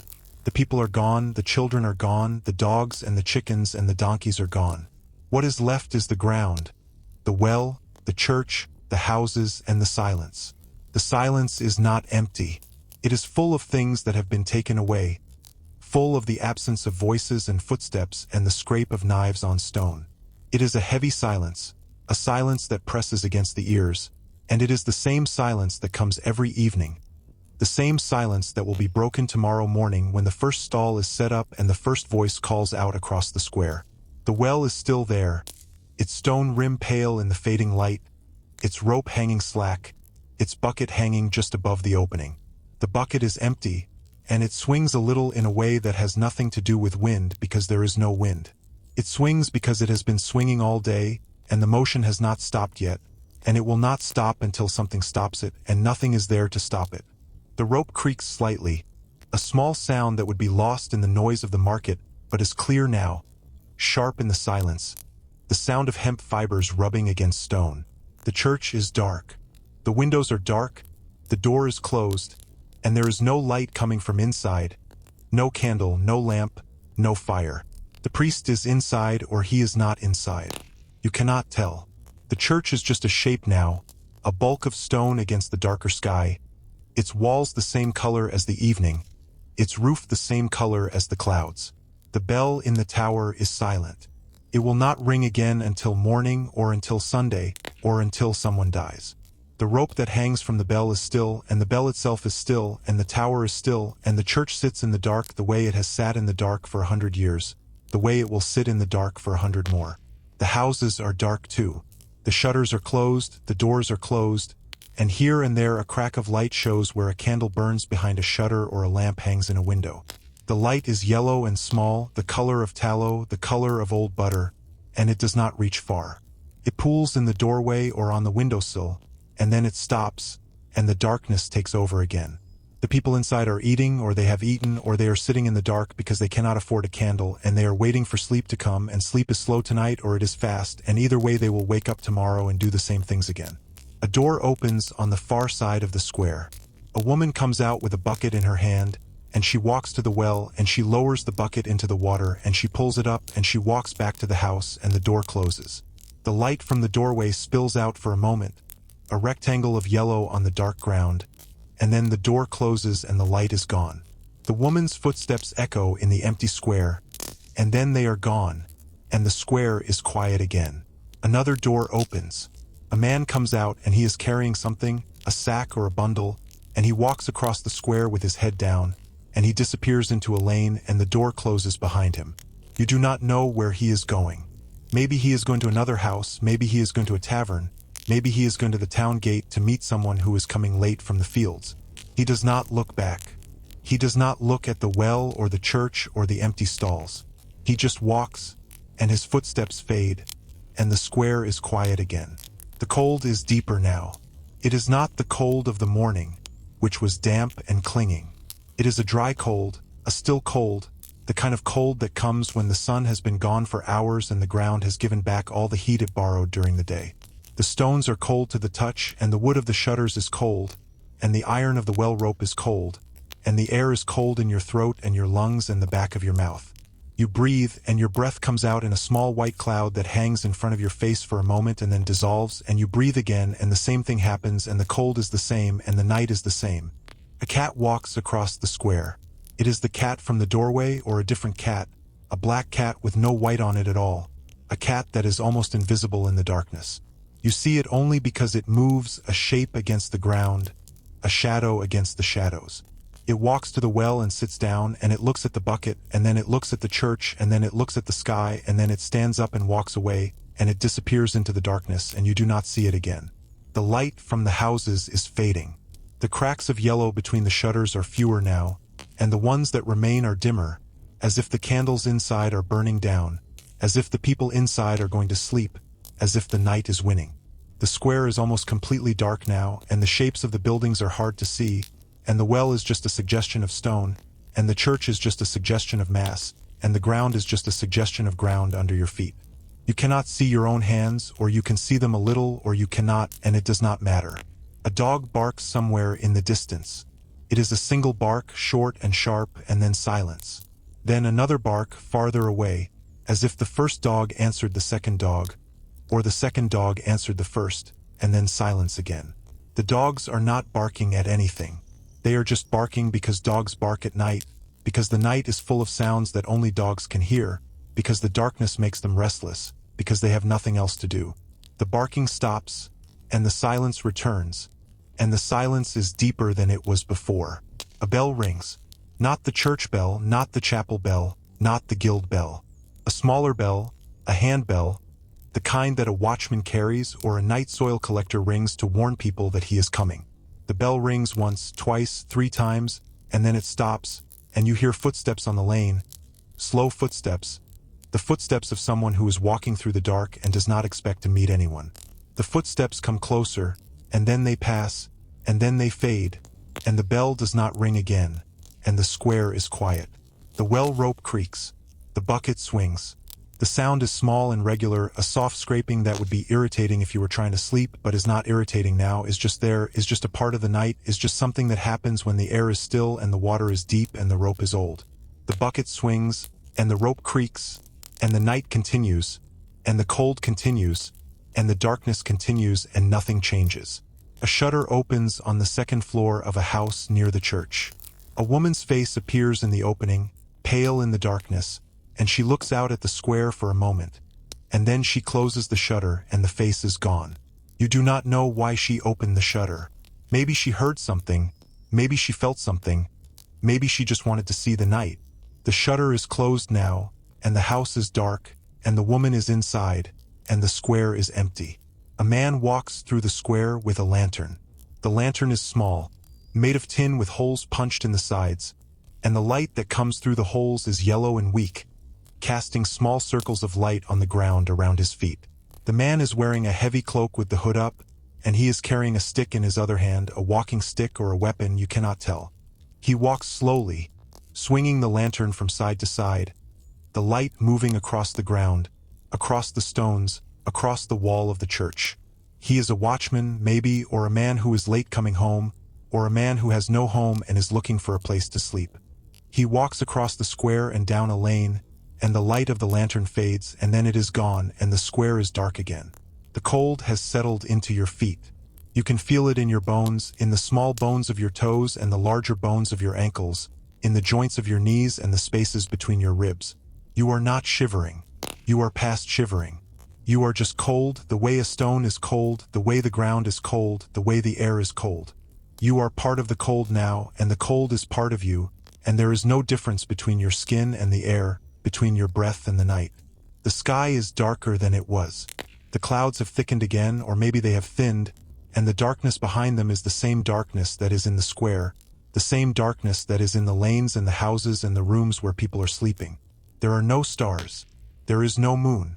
There is just the dark and the cold and the silence and the small sounds that break the silence. The creak of the rope, the scrape of a branch against a wall, the distant bark of a dog, the soft footfall of someone who is walking somewhere you cannot see. A door opens. A child comes out, a small child in a nightshirt, and she stands in the doorway for a moment, looking at the square. Her face is pale and her hair is dark and her feet are bare on the cold stones. She is not crying. She is just standing there, looking, and then a woman's voice comes from inside the house, soft and low, and the child turns and goes back inside, and the door closes and the square is empty again. The well rope creaks. The bucket swings. The sound is the same as it was an hour ago, the same as it will be in an hour, the same as it has been all night and all day and all the days before. The rope is wearing thin in one place and someday it will break and the bucket will fall into the water and someone will have to fish it out with a hook on a long pole, and they will tie a new rope, and the new rope will creak in a different way, and the bucket will swing in a different way, and the night will be the same. A light appears in a window on the north side of the square. It is a candle, a single candle, and it burns steadily, the flame small and still, the light pooling on the windowsill and spilling onto the ground below. There is no one at the window. The candle is just there, burning, and the wax is melting, and the wick is turning black, and the flame is eating the air, and the night is eating the flame, and neither one is winning. The church is invisible now. You cannot see it at all. You know it is there because you remember it, because you saw it this morning, because the space where it should be is darker than the space around it, but you cannot see it. It is just a place in the darkness. A place where the darkness is deeper. A place where the stone is cold and the door is closed and the bell is silent. The priest is inside or he is not inside. The candles are burning or they are not burning. The prayers are being said or they are not being said. You cannot tell. The church is a secret now, a secret that the night is keeping, and the night does not tell secrets. A man walks through the square singing. He is drunk or he is not drunk, and his voice is low and rough, and the song is old, a song about a river or a girl or a battle that happened a long time ago. The words are hard to understand, and the tune is hard to follow, and the man is not singing to anyone. He is just singing because the night is long and the cold is deep and the song is in his head and he cannot stop it. He walks across the square and down a lane, and his voice fades, and then it is gone, and the square is quiet again. The candle in the window is still burning. The flame is smaller now, the wax is lower, and the light is dimmer, but the candle is still burning, and the night is still dark, and the square is still empty. The flame flickers once, twice, and then it steadies, and the light holds, and the night holds, and nothing changes. You are still standing in the square. You have been here all day, or you have not, or time has stopped meaning anything, and the night is the same as the morning, and the morning was the same as the afternoon, and the afternoon was the same as the evening, and the evening is the same as the night. The cold is the same. The darkness is the same. The silence is the same. The well is the same. The church is the same. The houses are the same. The cat is somewhere in the darkness, or the cat is not, and the dogs are barking somewhere in the distance, or they are not, and the man with the lantern is walking somewhere in the lanes, or he is not, and it does not matter. The night is long. The night is always long. The night does not end because the night is not a thing that ends. The night is just the space between one day and the next day will come, and the light will come, and the market will come back, and the stalls will be set up, and the bread will be sold, and the eggs will be sold, and the candles will be sold, and the women will spin, and the men will sharpen, and the children will draw in the dirt, and the dogs will sleep under the tables, and the cats will sit in the doorways, and the well rope will creak, and the bucket will swing, and the church will stand, and the bell will ring, and the people will walk, and the day will pass, and the evening will come, and the night will come again, and the night will be the same. The candle in the window goes out. The flame shrinks, flickers, and disappears, and a thread of smoke rises from the wick, pale in the darkness, and then the smoke is gone, and the window is dark, and the square is darker than it was before. The night is complete now, or as complete as the night ever is, and the darkness is total, and the cold is total, and the silence is total, and there is nothing left but the waiting, the slow, patient waiting for a gray light that will come when it comes, and not a moment before. The night has settled into its deepest hour, the hour when even the dogs have stopped barking, and the candles have burned down to nothing, and the people in their beds have stopped turning over and have sunk into whatever dreams come when the body is too tired to fight them anymore. The square is not just empty now. It is hollowed out, scraped clean of every sound and every light and every sign that anyone has ever been here. The darkness is so complete that you cannot see the ground beneath your feet, cannot see the well or the church or the houses. You can only feel them the way you feel the presence of a wall in a dark room, by the change in the air, by the way the cold presses differently against your face. The well rope has stopped creaking. The bucket has stopped swinging. The water in the well is still, black and deep, and the bucket hangs above it without moving, held by a rope that has finally given up its small motion. The silence is so thick that you can hear your own heartbeat, or you think you can, or it is something else, something that sounds like a heartbeat but is just the blood moving in your ears, the small sounds that your own body makes when there is nothing else to listen to. A rat runs across the square. You do not see it. You hear it. A soft scratching on the packed earth. A small body moving quickly from one shadow to another. The sound lasts for a second, maybe two, and then it is gone, and the rat is gone, and the square is silent again. The rats own the night. They come out when the people are asleep, and they run along the walls and under the doors and through the spaces between the stones, and they find the crumbs that the children dropped and the fat that the butcher scraped from his table and the grain that leaked from the sacks.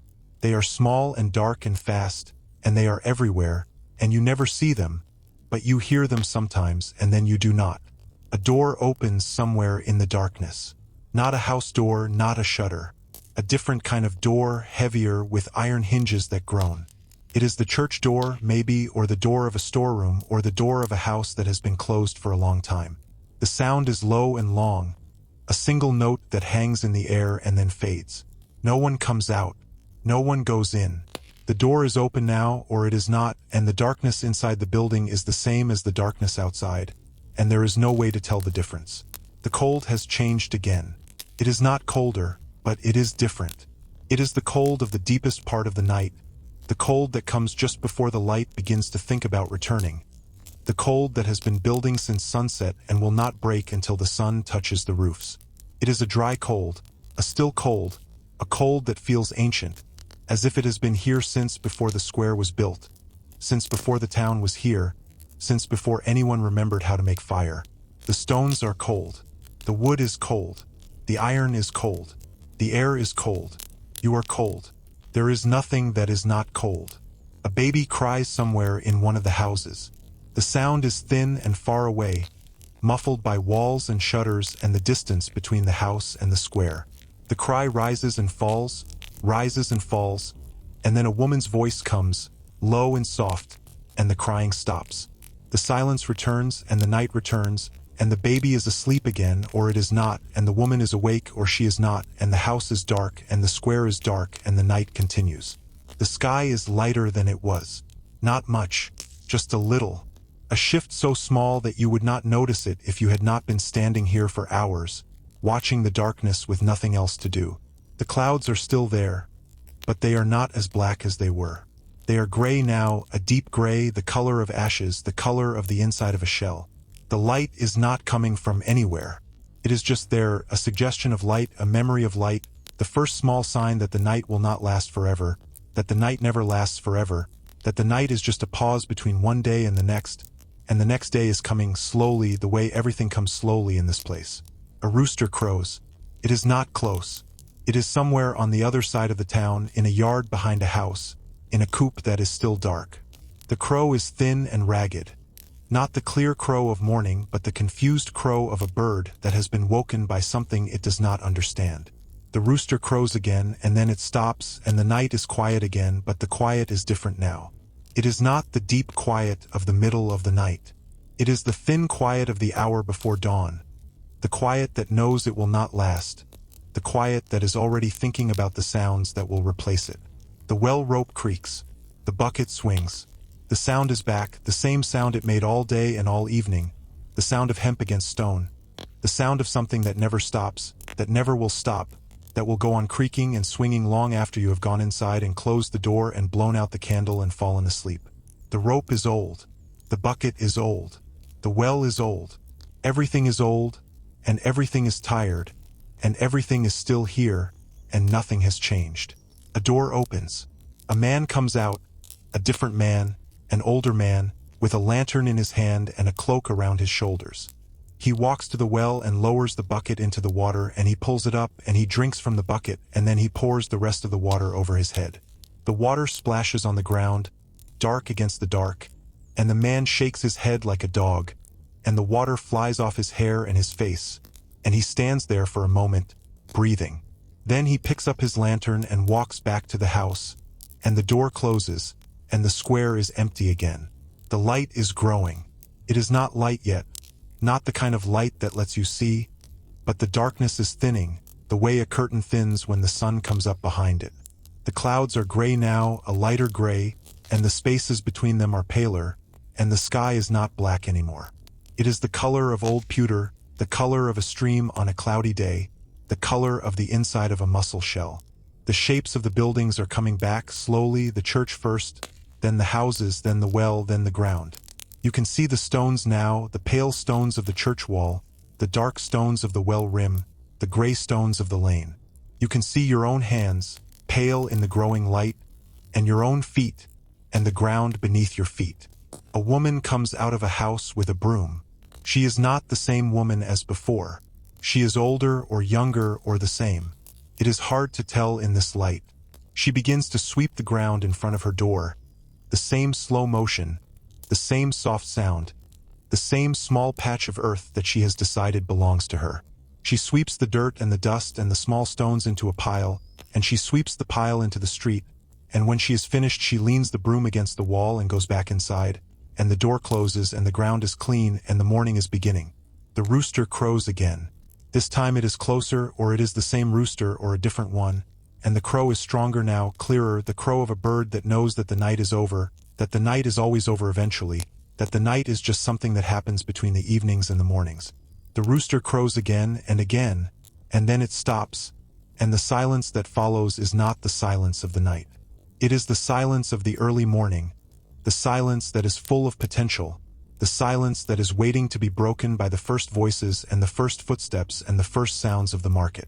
A man walks through the square with a cart. The cart is empty, and it rattles on the stones, the wheels creaking, the wood groaning. The man is the same man who unloaded the barrels yesterday, or a different man, and he is pulling the cart toward the lane that leads out of the square, toward the fields and the farms and the places where the day's goods are waiting to be brought in. He does not look at the well or the church or the houses. He just pulls the cart, his head down, his feet dragging, and the cart rattles and the sound fades, and the square is quiet again. The light is stronger now. The gray is lifting, not disappearing but thinning, becoming something paler, something closer to white. The clouds are still there, but you can see them now, the shapes of them, the way they hang low and flat over the roofs. The sky behind them is not blue. It is just lighter, a soft pale gray that could be the beginning of a clear day or the beginning of a rainy day or just the beginning of another day, the same as all the other days. There is no way to know, and no one is trying to know, and it does not matter. A child runs through the square. It is the same child who was drawing in the dirt or a different child, and she is carrying a basket, and she is running toward the well, and she is laughing. The laugh is small and bright, the first bright thing you have heard in a long time, and it cuts through the gray morning like a knife through bread. She reaches the well and sets the basket on the rim, and she waits, and her mother comes out of a house and walks across the square, and the mother takes the basket and the child runs away, and the mother stands there with the basket on her arm, looking at the sky, and then she walks back to the house and the door closes and the square is quiet again. The woman with the spindle is back. She is sitting in the same place or close to it, and she has her basket of fleece at her feet and her spindle in her hands, and she is spinning. The thread is growing, the spindle is turning, and her face is empty and her hands are steady, and she is doing what she did yesterday and the day before and the day before that, and she will do it tomorrow and the day after and the day after that, and the thread will grow and the wool will be used and the cloth will be woven and the clothes will be worn and the years will pass and she will still be here spinning or she will not, and someone else will be here spinning and the thread will continue and the spindle will turn and the morning will come and the market will fill and the day will pass and the evening will come and the night will come and the morning will come again. The butcher is setting up his table. He is carrying the boards from the storage room behind the church, laying them on the trestles, covering them with the wet cloth.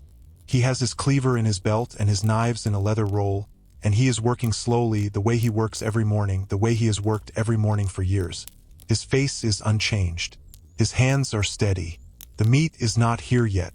It is coming on a cart or on a man's back, and he will set it on the table when it arrives, and he will stand behind the table all day, and he will sell what he can, and he will cover what is left, and he will go home, and he will come back, and the morning will come, and the morning will come, and the morning will come. The woman selling bread is setting up her stall. She is carrying the board from the house where she sleeps, and she is laying it on the barrels that she left here yesterday, and she is covering it with a cloth, and she is arranging the loaves, the new loaves, the loaves she baked before dawn, while the night was still dark and the oven was hot and her hands were full of dough. The loaves are dark and heavy, and they steam a little in the cold air, and the smell of them fills the square, the smell of bread and yeast and fire, the smell of morning, the smell of another day. The man with the knife is sitting on his stool. He has his whetstone in his lap and a pile of knives at his feet, and he is waiting. He is not sharpening yet. He is just sitting, his eyes half closed, his hands resting on the stone, his breathing slow and even.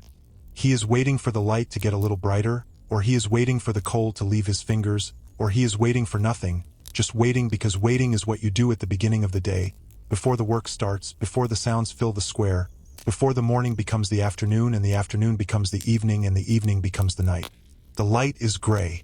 The air is cold. The square is filling, slowly, the way it fills every morning, with people and carts and stalls and sounds. The voices are low and quiet, the way voices are at the beginning of the day, before the throat has warmed up, before the tongue has remembered how to call out across the square.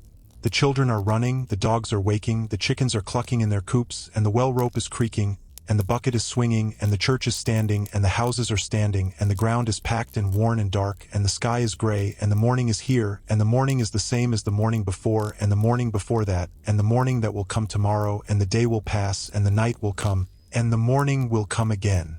The morning has settled into itself now.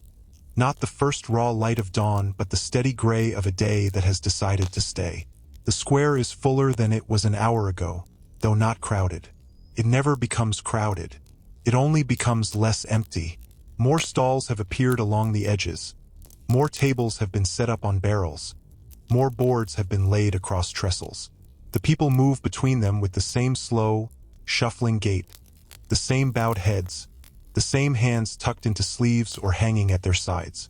No one is in a hurry. No one has ever been in a hurry here. The morning is long and the day is longer, and there is no place to go that will not still be there when you arrive. A woman is selling onions. She has them in a wooden crate, the onions small and brown, their papery skins flaking off in the damp air. She sits on a three-legged stool with the crate between her feet, and she does not call out to anyone.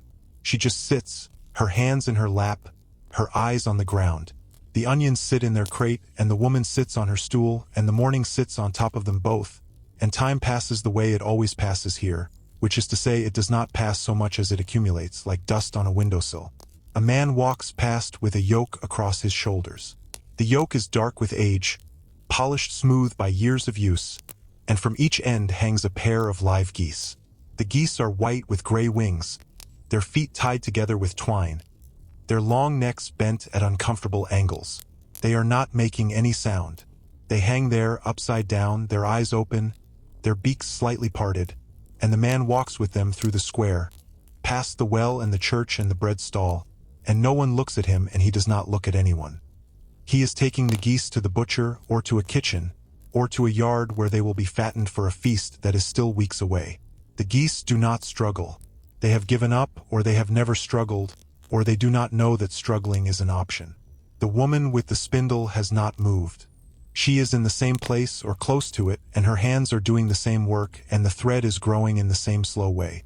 The fleece in her basket is lower than it was yesterday, and the stick at her feet is thicker with thread, and the spindle turns and drops, and the sound is the same sound it has always been, the soft whisper of wool against wool, the small click of the spindle against the ground. She is not looking at her hands. She is looking at the church, or at the sky, or at nothing, and her hands know what to do without being told. A child is sitting on the ground near the well, eating a piece of bread. It is a different child, a boy with a dirty face and a tunic that is too big for him, the sleeves rolled up to his elbows. He is eating the bread in small bites, chewing each one for a long time, his jaw moving in a slow circle. There is a cup on the ground beside him, empty, and every few bites he picks up the cup and looks into it and sets it down again. He is waiting for someone to fill it, or he is not waiting, or he has forgotten that the cup is there. The bread is almost gone, and when it is gone he will sit there with his hands in his lap, and then he will get up and walk away, and someone else will sit in the same place, and the cycle will continue. The man sharpening the knife has started. The wheel is turning, the stone is scraping, and the sound fills the square the way it filled the square yesterday, the way it will fill the square tomorrow. He is working on a small knife today, a paring knife with a wooden handle that has been split and wrapped with wire to hold it together. He holds the blade against the stone at a careful angle, his thumb pressing on the back of the blade, his fingers steady. He does not look up. He does not need to look up. The knife is the only thing that matters, and the knife will be sharp when it is sharp, and then he will put it down and pick up another one, and the stone will keep turning, and the day will keep passing. A woman walks through the square with a bundle of firewood on her back. The wood is tied with a leather strap that cuts across her shoulders, and she leans forward slightly to balance the weight. Her face is red from the cold and from the effort, but she does not look tired.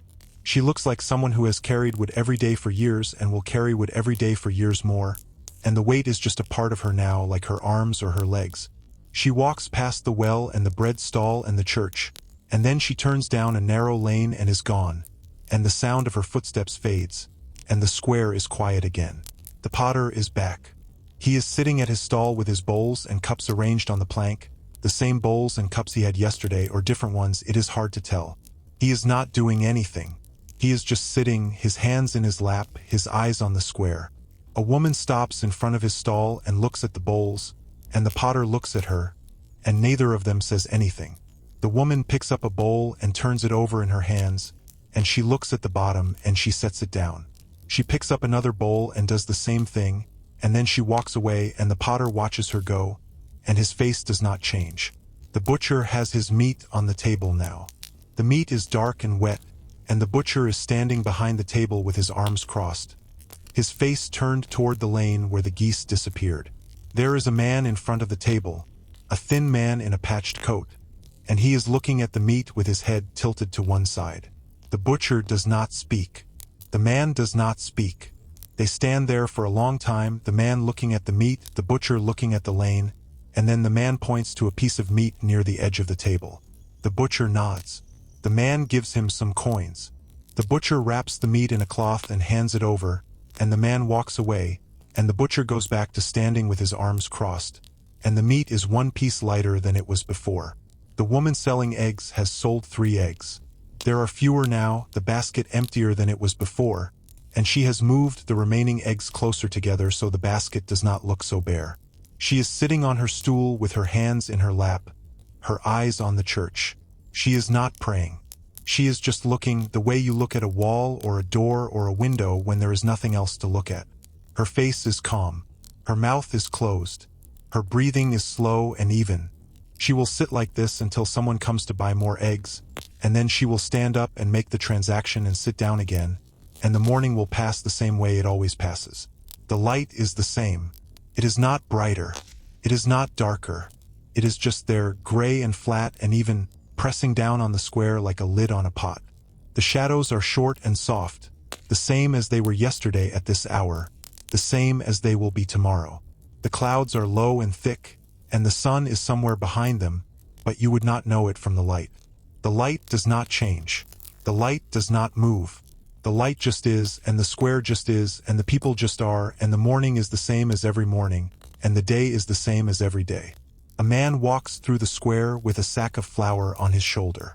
The sack is white with flour dust, and the man is white with flour dust, his clothes and his hair and his face all coated in a fine pale powder. He walks slowly, his head down, his feet dragging, and the sack bounces against his shoulder with each step. He is taking the flour to the bread stall or to a house or to a kitchen, and when he gets there he will set the sack down and wipe his face with his sleeve, and he will stand there for a moment, breathing, and then he will walk back the way he came, and someone else will carry the next sack, and the flour will keep moving, and the bread will keep baking, and the people will keep eating, and the cycle will continue. The woman with the spindle has stopped spinning. The spindle is on the ground beside her, and the thread is still, and her hands are in her lap. She is looking at a bird that has landed on the rim of the well. The bird is small and brown, a sparrow or a finch, and it is pecking at something on the stone, something you cannot see.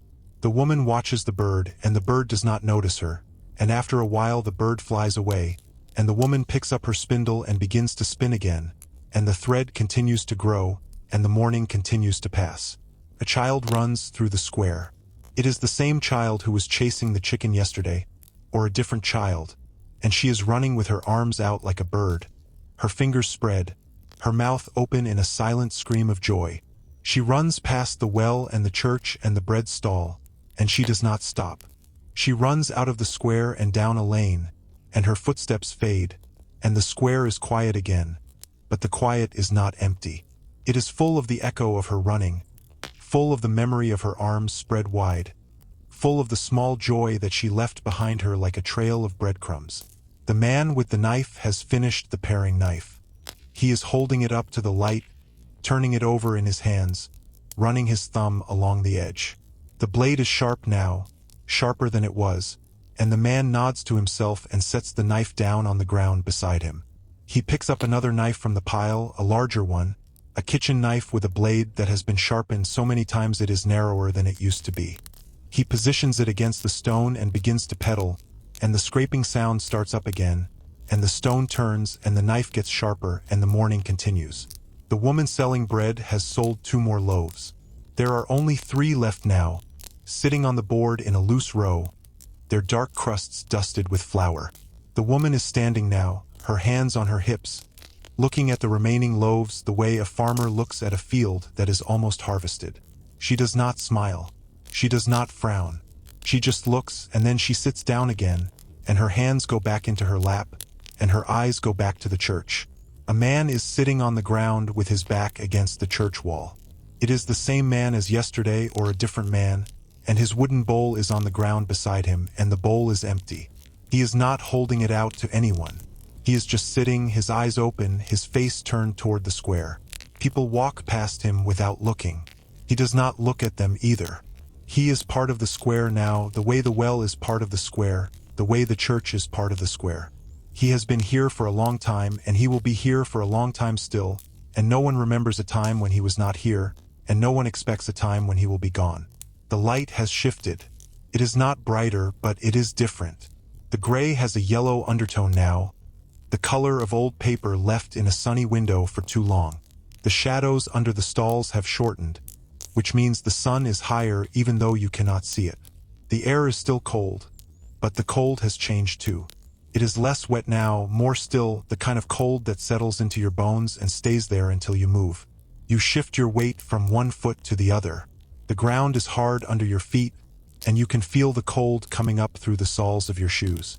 A woman walks past you carrying a bundle of linen on her head. The linen is folded and balanced on a pad of cloth, and the woman walks with her back straight and her neck still, her eyes on the ground in front of her. She does not touch the bundle with her hands. Her hands are at her sides, empty, and the bundle stays on her head as if it belongs there, as if it has grown there, as if it has always been there and will always be there. She walks past the well and the church and the bread stall, and she turns down a lane and disappears, and the bundle stays on her head until the last moment, and then she is gone. The potter has sold a cup. A man is walking away with it, holding it by the rim between his thumb and forefinger, swinging it slightly as he walks. The cup is small and unglazed, the color of dried blood, and it has a thumbprint in the clay near the base, a mark left by the potter when the clay was still wet. The man does not notice the thumbprint, or he does not care.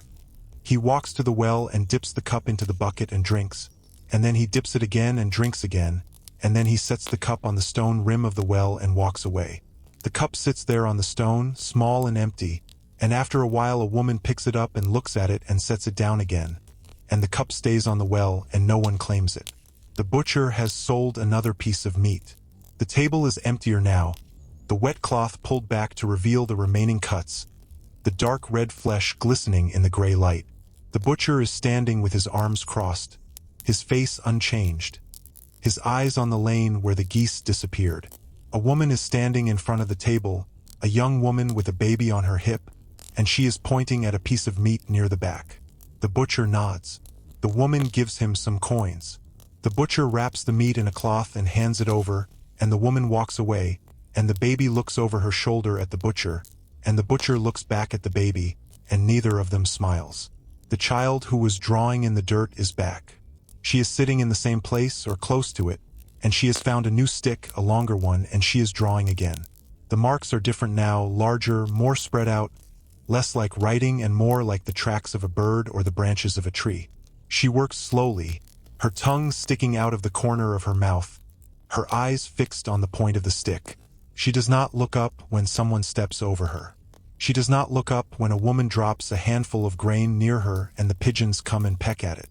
She just draws, and the marks grow, and the morning grows, and the light grows dimmer, and none of it matters to her because she is making something that only she can see. The woman with the spindle is still spinning. The thread is longer now, much longer, and she has wound most of it around the stick at her feet. The stick is thick with wool, a pale gray mass that grows with each turn of the spindle. She has not stopped. She has not looked up. She has not spoken to anyone.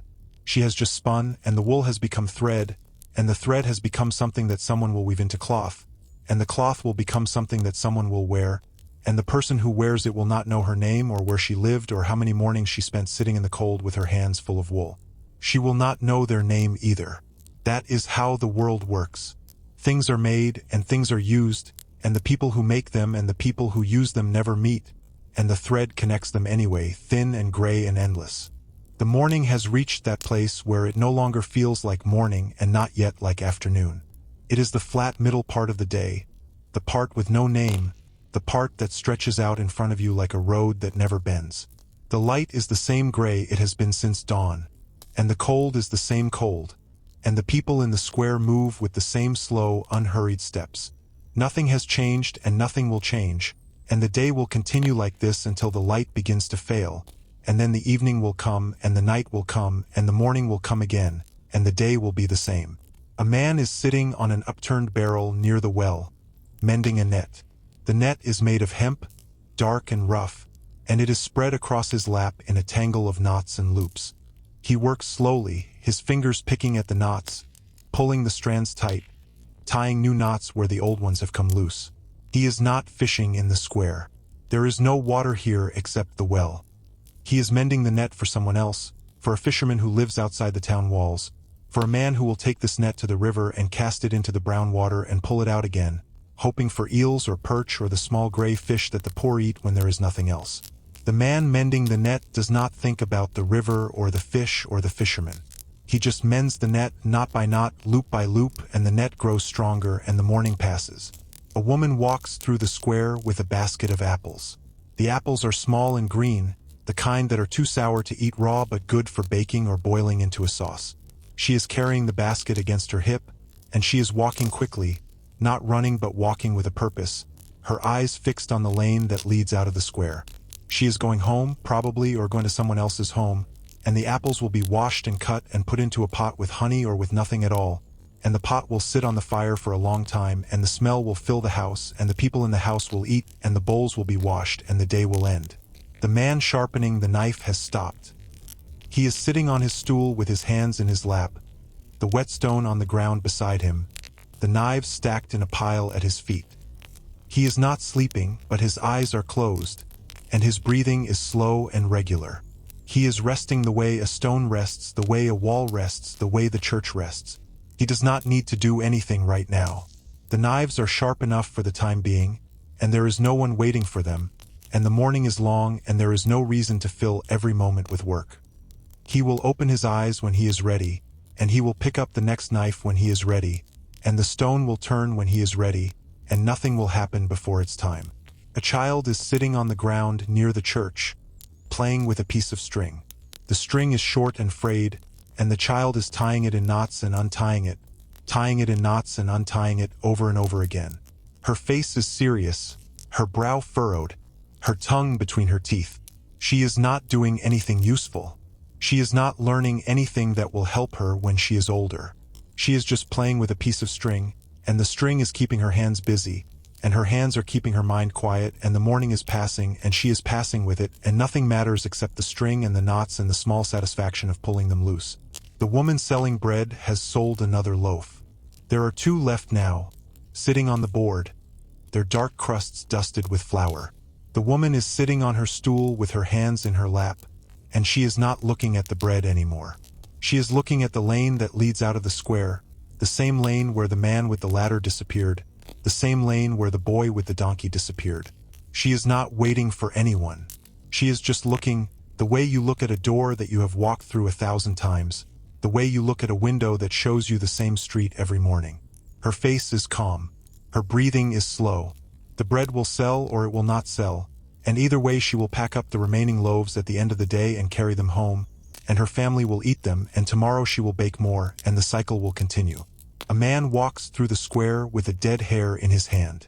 The hare is brown and long-eared, its fur matted with blood where the man has hit it or where a dog has caught it. The man carries it by the hind legs, and it swings with each step, its front paws brushing against his thigh. He walks to the butcher's table and lays the hare on the wood, and the butcher looks at it and nods, and the man walks away, and the hare lies there on the stained board, its eyes open and dull, its body still. The butcher does not touch it yet.